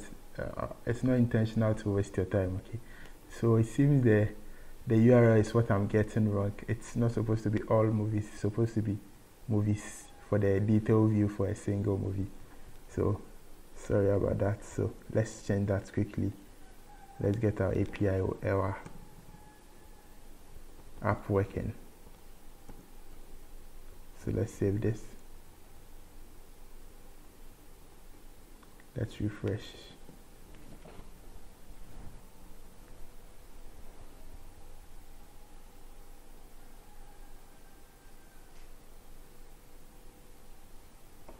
Okay, so you can see now our data is now coming in. Okay, so let's change it to another 10. Let's say 22.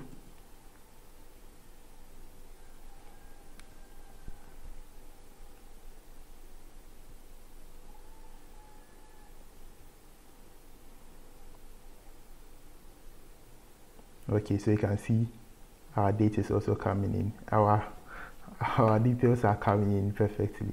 Okay, so I think the detail page is now done. So we have to find a way of linking the home page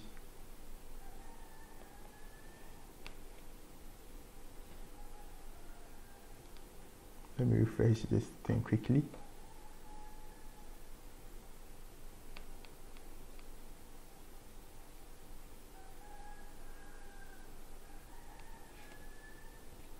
The detail page, linking the home page to the detail page. So you see when you hover upon this thing, it brings out this card that tells you to click on it to go to see more details. You have to find a way of linking it so that when you click on it, it goes to the detail for that particular movie. So let's go back into our movie home page again, or our home view, then work on that quickly. So the first thing that you're going to do is you're going to locate that button. And that button is here. That button, that's okay. You're supposed to go to our card. That's where we have the button. So let's go jump into our movie card. And inside, now you have our movie card there. So inside it, you're going to look for where the preview. So this is it. This is the preview container, the one that slides in, and there's the button. So you're going to place an event on it. And you're going to place a click event. So it's going to be equal to handle click. Handle click is going to take in, okay, sorry, it's supposed to be a string. Oh, what am I typing? Handle click is going to be equal to this, a string, handle click. Okay, inside handle click, we are going to take in the movie ID. Okay, so movie.id, like this. So we have to now work on the handle click now. So let's grab the handle click so I don't spell it wrongly again. So we are going to use an arrow function. Okay, sorry. Okay, so inside, what we want to do is that when a button is clicked, we want to redirect the user to the detail page of that particular movie with the ID. So inside view 3 and inside the composition API, you are supposed to, for you to be able to get hold of the, oh, this is not supposed to be here, sorry guys, it's supposed to be outside the computed. Okay, yeah, for you to be able to have access to the router, so like if it was in view 2, you just, to have access to the router, I just do this dot $ router, then you do dot push, then you check to redirect the user. But in view 3 and the composition API, you are supposed to bring in the use router. Sorry about that, guys. So bring in the import in use router. So the use router is like the this dot $ router. Okay, so use router from view dash router. Oh, if I can spell view dash router. Okay, like this. So now let us create an instance of the router, and I'm going to call it, so const router, I'm going to call it router, and we are going to call use. So for us to get a router, we just call use router, and this one is equal to or is similar to this dot $ router. So just as it has been said. So now when we click on this thing is going to take in an ID. Okay, so when we click on the button, we want to push to the router, push the router to the detail page. Okay, so we're going to use router dot push, and we are going to pass in the name, the name of the route we want to go to is detail, okay, and detail takes in some parameters, so we are supposed to pass in those parameters too, which is the ID. Okay, so we are going to pass in params just as you do it inside the view 2, the same thing. So ID, and it is going to be equal to the ID that we are going to receive. Okay, so now this is handle click. So for us to be able to have access to it inside the template, you have to return it. Okay, so let's save it.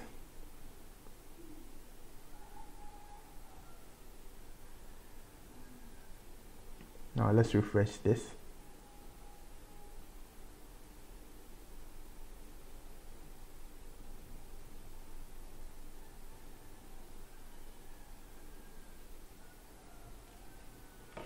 Okay, so let's give it a try. Let's hover upon this and let's click on this. Okay, so you see it pushes us, so now it is working, so we can go back. Let's try another one. My internet is down, so see the WebSocket is not working well with it, the development server, so I have to refresh quickly. Okay, so let's try it another movie. Okay, let's try this one here. Okay, so we get the details. All right, so the next thing I want to work on is the add movie part. Okay, so the first thing I am going to do is we are going to add the route to the add page where we are going to add. So let us close down some of these things. Let's close down the detail, the home, get single, tailwind config. Okay, so now let's continue. So first thing you are going to do is you are going to create an object. I'd like it to be on the next line. Okay, so the path is going to be /add, then the name is going to be add. Okay, the next thing I want is the component. So the component is going to be add, which we have to import in.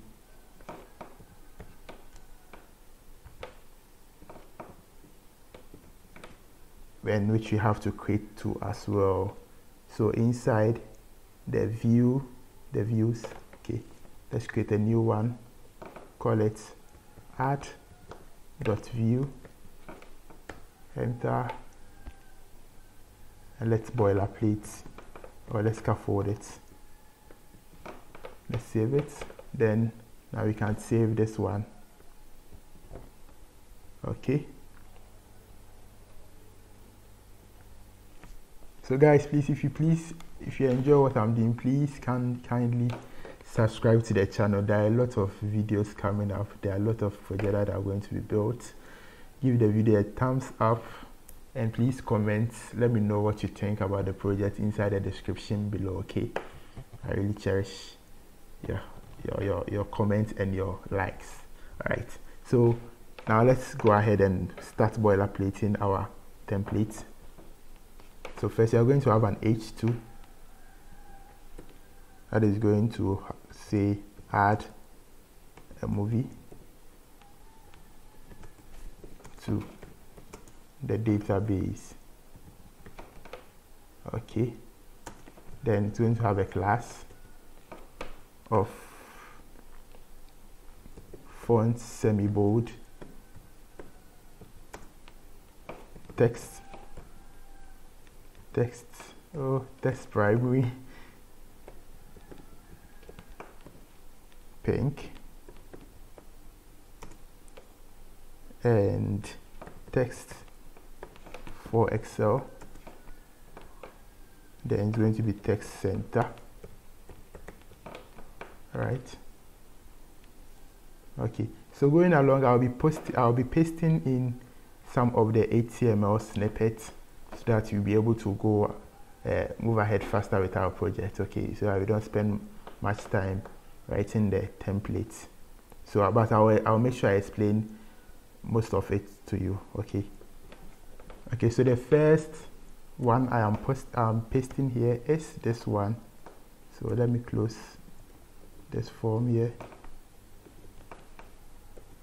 Okay, so it's an input field that is going to take in the title of the movie, the description, and the created.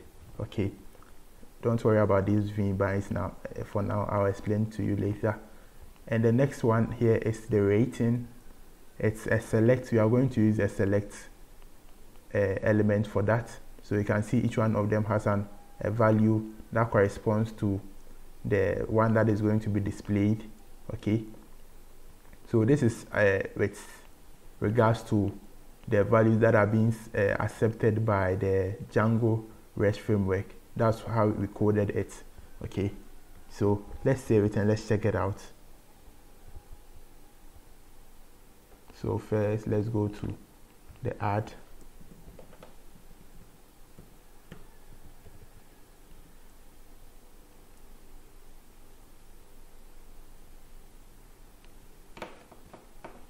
So this is what we have. This is what we have. Okay. So this is how it looks like. So let's go back and let's go and continue. So the styling is almost the same. We use a block. So we make it we make the display block. Then it takes a weight of almost 80%, or yes, 83%. Give it some padding the Y and X direction. Then we close the width down a little in on the large screens. Give it an MX auto, so we center it. Give it a margin in the Y direction, and use a font medium for the font, the text that will be entered into the input field. Give it a shadow of XL so that it gets a little bit of box shadow around the corners to soften the edges and remove the outline. Then we make we fill in the text. This is the text part. The text is going to be text primary pink. So I think this one. Okay, let's go on. And we give this one the background color as the secondary primary brown that we passed into the tailwind config. Okay, so I think that is basically all for the styling of the inputs field. So most of this are dates. The first two are dates, and the third one is a date. Okay, so it's going to take in a valid date. Okay, so the next one that I'm going to post in is almost similar to the one I just pasted. So this one is also taking in a number. So that one is for the duration, the genre, and the actors, and the country the movie was acted in. Okay, so that is it. The styling is almost the same. It's just the same, just normal HTML and tailwind stuff. Okay, so here is a file input, but I don't want to show just the normal file input, so I created a div and placed the file input in it, but it's covered the whole width and the whole height of that particular div. So let's save it and let's go and check it out. Okay, so we have something going on over here, so you can see. So when you click on it, it is going to ask for an input or a file. Okay, so it's left with the last pasting, then we are done with the templates. Okay, so then the final part of the templates, I just added it. So if you want access to the code or the template here, it's going to be in the repository that is going to be linked below, or the one that I talked about earlier on.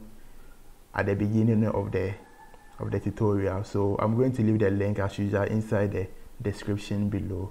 Okay, so this is also the same thing. It's just the final part. 2 additional input fields for the director in the language part. So let's save it and let's go give it a view. Okay, so this is it. So our template is almost done. So let's get into the weightier matters. Okay, so first let's bring out our setup function. Okay, so we want to track the values that will be entered into this input fields. So for us to be able to do it, Vue provides us a directive for us to make it, that makes it very simple. That is the V model. So as you can see here, I am binding each of them to a title. This one is binded to the model, and this one is also binded to the data. So for us to be able to track these data, you have to pass in refs with these names.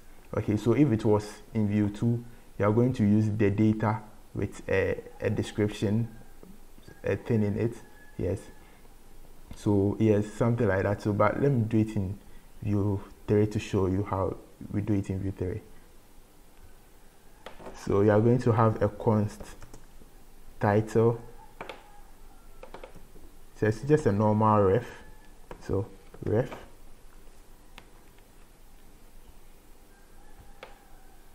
Okay, then we import in ref, so it's going to be an empty string. Okay, so we are going to do same for all the different inputs and even the select element too as well. The only one that we won't be able to use an input the Vim model on is the file field or the file input field. Okay, so with that we are going to use another method which I will talk about later. So each of them we are going to add a Vim model for each one of them. So a Vim model, a ref for genre, a ref for actor, a ref for country. So we are going to do all that. Okay, so to speed up things, I'm just going to paste in the code. So this is just all the refs that are going to be used. Okay, let me get out this one. Okay, so these are all the refs that are going to be used. Sorry about that. Okay, like this. So for us to be able to have access to it inside the template, as usual, you know what we have to do. We have to return it.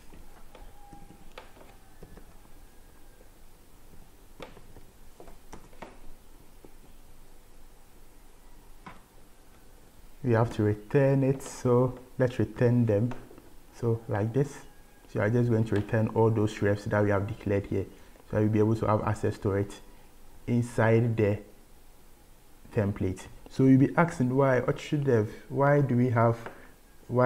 do all the values have empty values and these ones have values specified to it? So for the meantime, let me remove it. Then I'll explain to you why I passed in some default values for those two. Let's save it. Then when you come here, so we can, the V model, okay, first let me tell you something. The V model gives us two-way binding, so we can track in data which are being passed here, and we can also pass in data from the back from Vue to the front to the user. So to make things more clear, let's say I pass here Avenger. Let's save it and let's go back. So you can see here it's now Avengers instead of the placeholder being there. And if somebody wants to continue, the person can continue. It's not a placeholder which if you start typing it goes away. Okay, so you can bind data from in two ways, while the user is typing, or one that has been prepared already. Okay, So let's go back. So the rated and the type are select element, and when you come here you see it's empty. This one too is also empty. It does not really help with the user experience. So to my best knowledge, I think it's good to select something there as the default, which the user can either choose to change it or not. All right, so that is why I passed in n/a, and here too is supposed to be movie, no movie. Okay, then let's save it, go back, and you can see movie has been selected from the drop down, or the select drop down, and this one to end here has been selected for us. All right, so now let's get into more serious stuff. So I told you that this file field here does not have a view model. So how are we going to track it now? For us to be able to track this poster or the value that will be passed here, we have to listen to the change event. Okay, so we are going to look for that file field. The file field is here, and you can see I have a change event on it already. Okay, a change event on it. So this function here, handle change, is what is going to handle a change when it's going to handle the change event when it happens. So let's copy that function name and let's go down and go and create it. Okay, so it's going to be a const handle change. It's going to be equals to an arrow function. All right, then you want to check that you are going to take in the event object, which is passed for us by Vue automatically. So we can check. So we can check whether there is any file inside the event or inside the file field. So we are going to store it inside files or file. So we can check it with e.target. That gives us the file, the input field. If I can spell target well, okay, .target.files.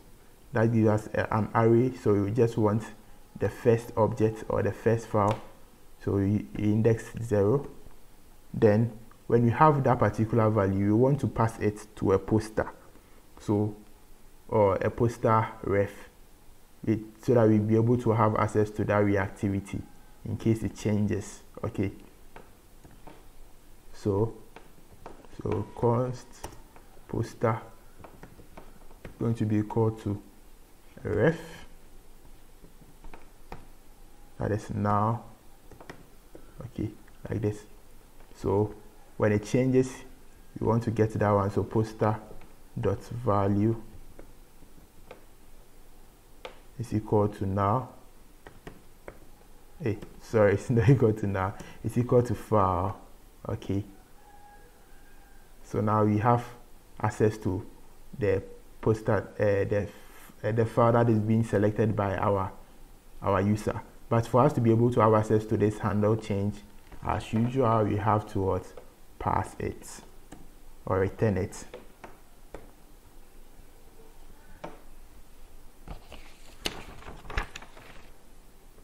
So now we would like to give this thing a try and see whether it's going to work. So we are going to get we are going to place a submit event on the form, so that when the form is submitted, it console logs all the details. So submit, and we want to prevent the default. Then we are going to use the handle post function like this. Let me copy this thing before I go and spell it wrongly. Okay, let's go down. Then let's have a function called handle post. Is going to be an arrow function, and when it occurs, you want to console log all the values inside the refs. So console.log and I'm going to bring in all these values from here.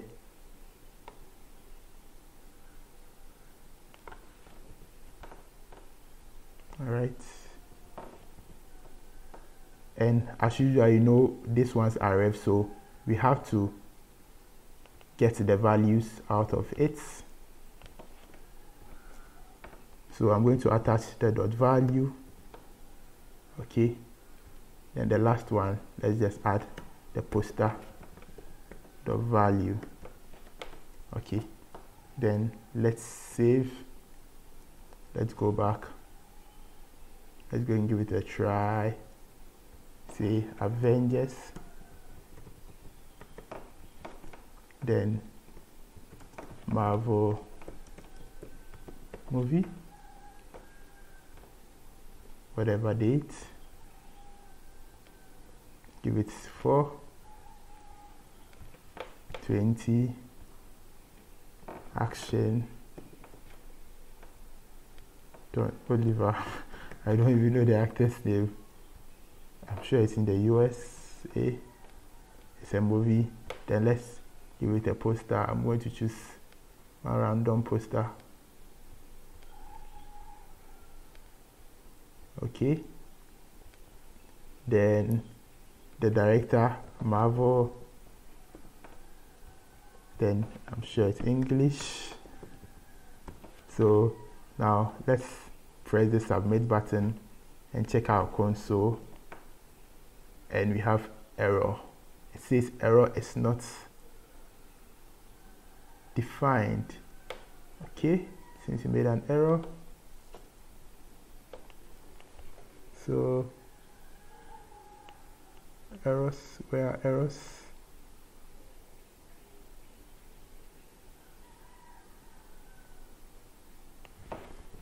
Okay guys, so I found out that I placed in some errors over here. This error should go off. Let's just take it out for the meantime. Let's save it. Let's go back. Says VIF. Let's just take off the VIF completely. Let's just make it false for the meantime. We'll change it. Okay, so I'm going to speed up a little bit. Let me check whether this thing is up. Let's refresh.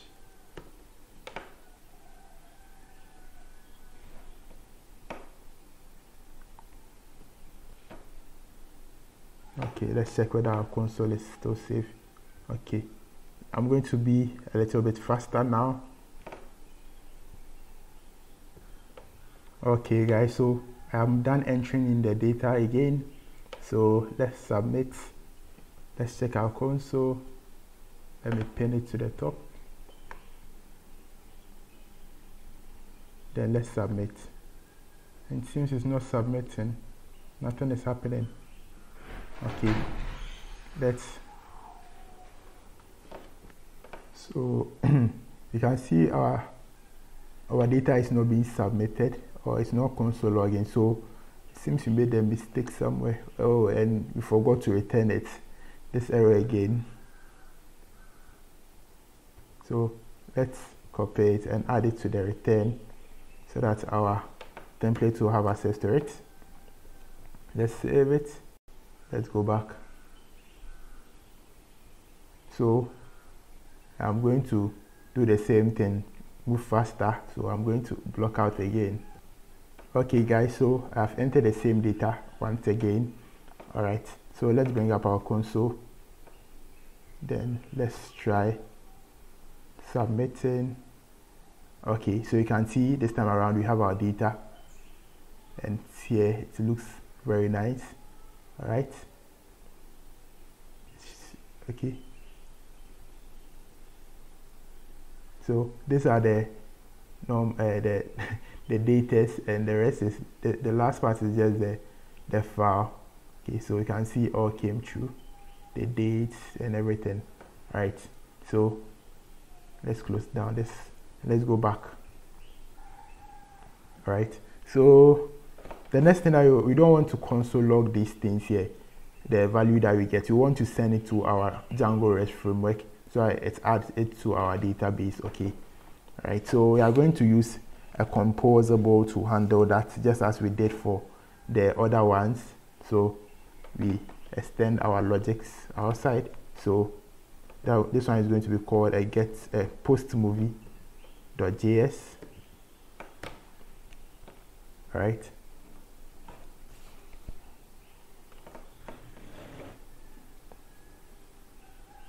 So inside the composable, we are going to have an error. Sorry, where am I going to? Sorry. Let me close down this one. So we are going to have an error, which is the only thing that this composable is going to return. It's going to be a ref.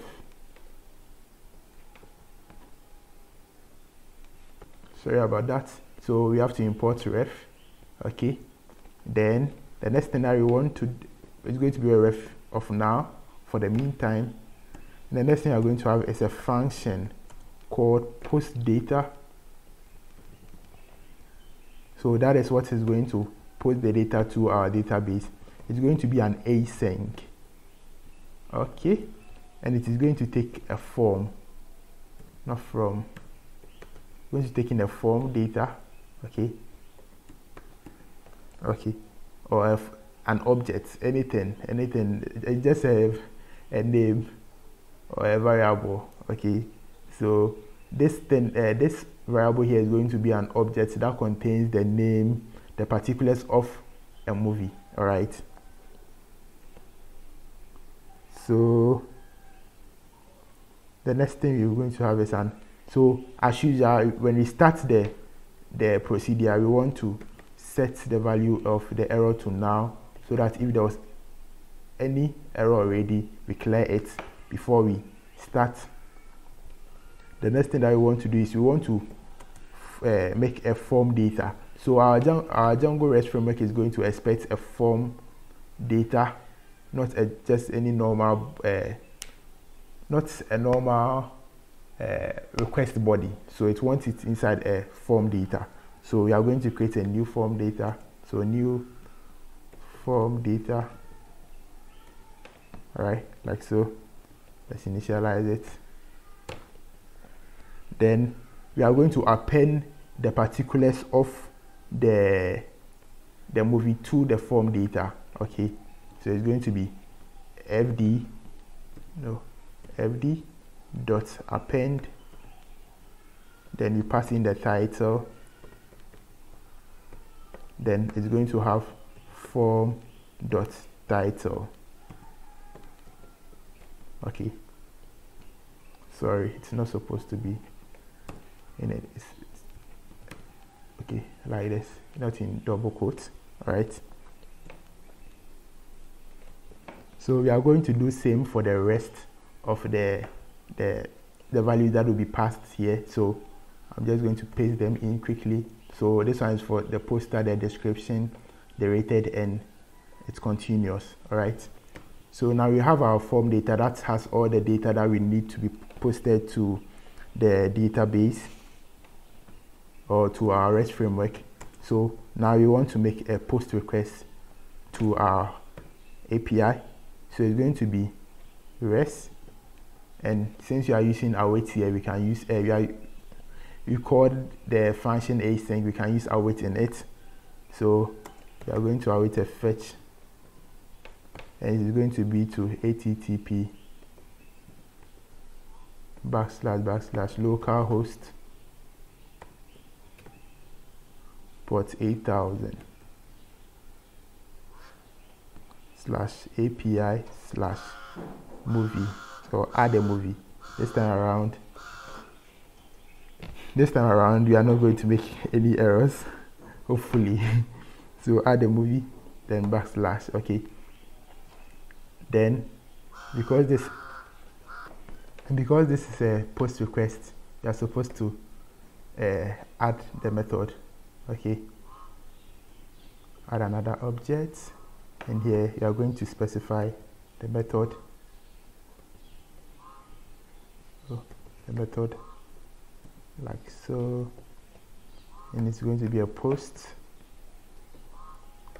Then we want to add the body.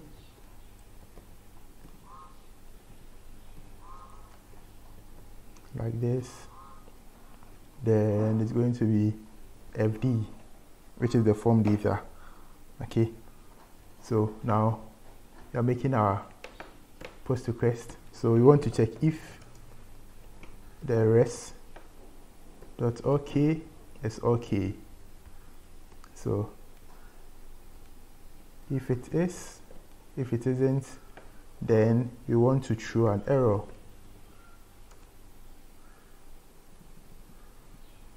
If I can spell throw, then error. Sorry.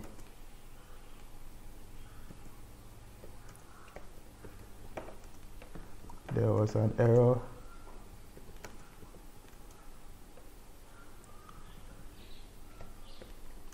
Please check your data and try again. Okay. Then if it's able to pass out and the data is good, then we want to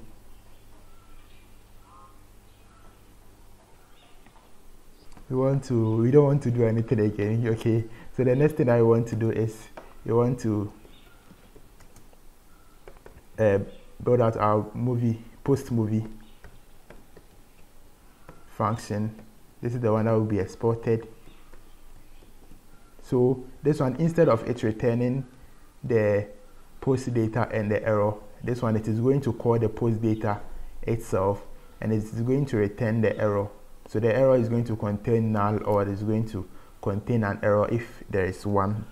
Okay, so we are going to use a try block, and we are going to use await in it. So let's make it async. So try. So try to await.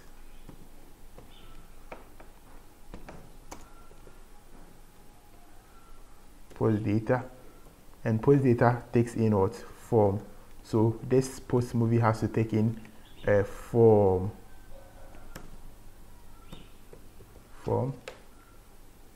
Okay, so then let's catch the error if there's one. If there's an error, we want to set the value or the message of that error to our error. Error.value is equal to error.message. Alright, so now we can return our error. Right, so the final thing I want to do is we want to export the post movie. Export default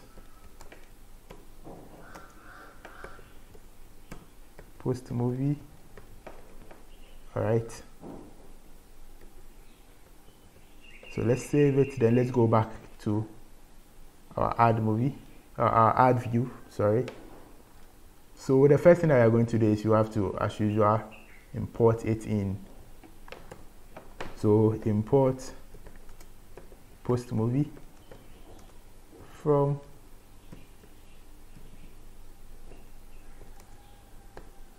at backslash composable slash post movie, like this. Okay, so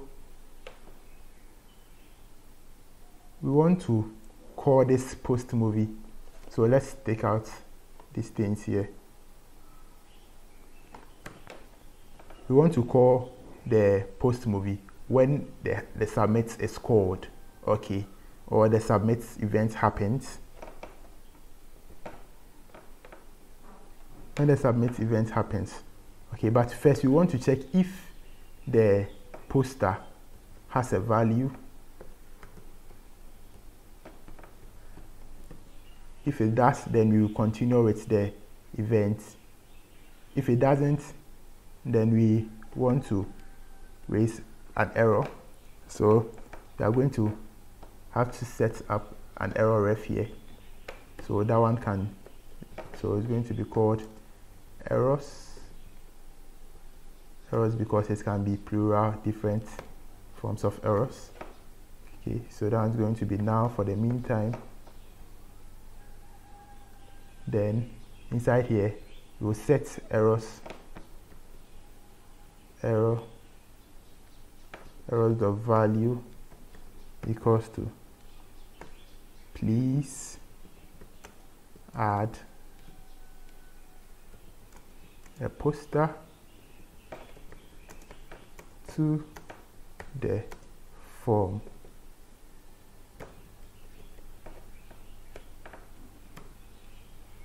Okay, so now let's get here. So if this then if the value is correct, or if you have a poster value, then the first thing I want to do is want to set the errors value to null again, so that if there was any error in it we clear it off or we reset it. Sorry. Then we want to make a form object. Okay, so this is what we are going to pass to the post movie, so it will be submitted to the back end or the Django Rest framework. So post, so you are supposed to have those values that we specified on the get post movie. So you can see on the post movie we're looking for the title, the poster, and the other form of stuff. So it's the same thing. Let's start with the title first. Okay, let's go ahead, let's continue. So it's going to be poster dot value. All right, I'm going to do same for the rest too as well. So now I'll paste in the code for the rest too, like this. So let's tap this in a little bit. All right, so now we have our complete form data, or our form that we can post to the back end. So now we can call post movies here. Okay, so if you remember, it returns error. Okay, so we are destructuring the error or the object to get out the error. Then we call post movie, and inside post movie, if you remember, post movie takes in a form. It's looking out for a form object, so let's pass in the form object we just created. Okay, so the next thing I want to check is that if this error has a value, or the value of it is not null. So if error the value is not equal to null,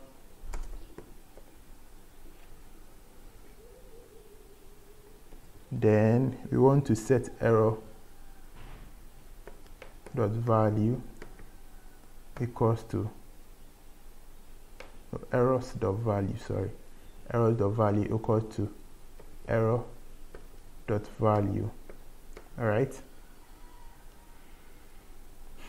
and the last thing I want to do is else. If there's no error, then it means that it was successful. So we want to push, or we want to redirect the person to the home page. So as usual, we need the router. So we are going to import it from use router. So import, you are going to import in use router from view router. So use router from view dash router. Okay, then let's initialize our router here. Const router is equal to use router. Okay, so now we have our router there, our router here. Okay, then then what you want to do is you want to redirect, so router.push. Okay, and you are going to pass in an object that has the name of home. All right, like this. I think that is almost all. Are you supposed to return something? Yes, you are supposed to return the error. So let's work on the error. So let's work on the errors. And up here you see that we took out the error and made it false. So if there are errors, you want to show out this div. So if errors, and you want to render the error over here.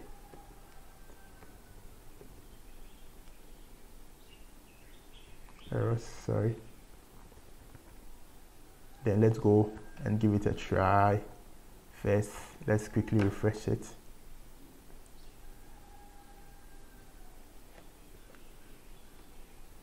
Okay guys, so before we try this out, guys, I noticed something that you have to fix very quickly.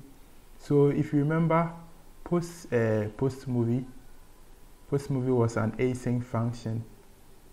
Post movie is an async function, so you have to await it. So I just added an out. So the handle post is going to be an async function so that we can await it. Okay, so that is it. So you just await it with the async. So we can now go and give it a try. Then, so what you are going to try is with Joker, the new Joker movie. Let's give it any date, whatever date.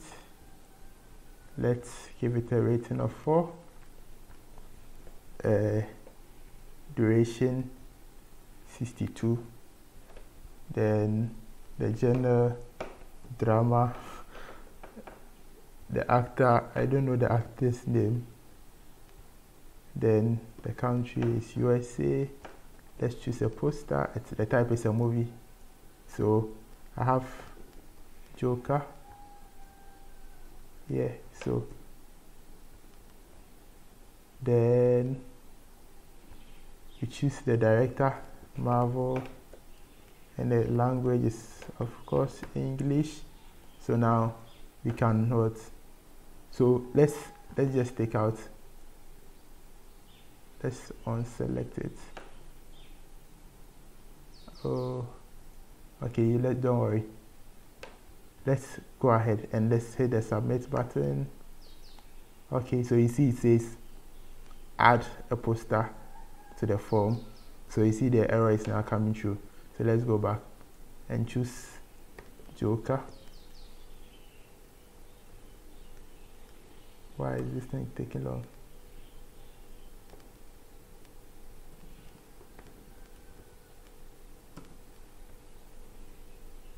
Oh, guys, pardon my laptop. Wow, I can't find the image I just downloaded. Wow.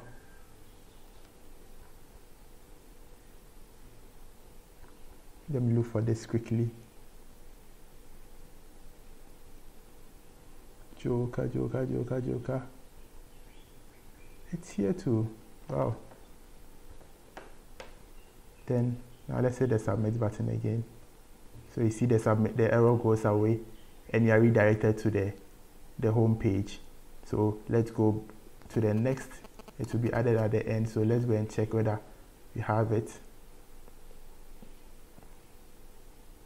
Okay, so you can see Joker is here. Joker has been added.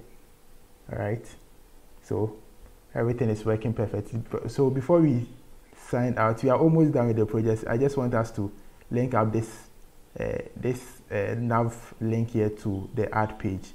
So back to our home, into the code, VS Code, just go to the app. Then here, the 2, we are going to change it. We are going to bind to it. Use bind. And the name is going to be add. Okay, so let's save it, then go back, then let's try clicking on it. You see it now brings you here. Okay, so guys, we are done with our project. So you can hover on it, go to a particular detail. Okay, go back, sorry about that. So this is it. So this is the Vue 3 integration with the Django REST framework backend. Guys, if you are new to the channel, please subscribe to the channel, give the video a thumbs up, and comment in the comment section below. I want to know your thoughts about this project. Until then, it's bye.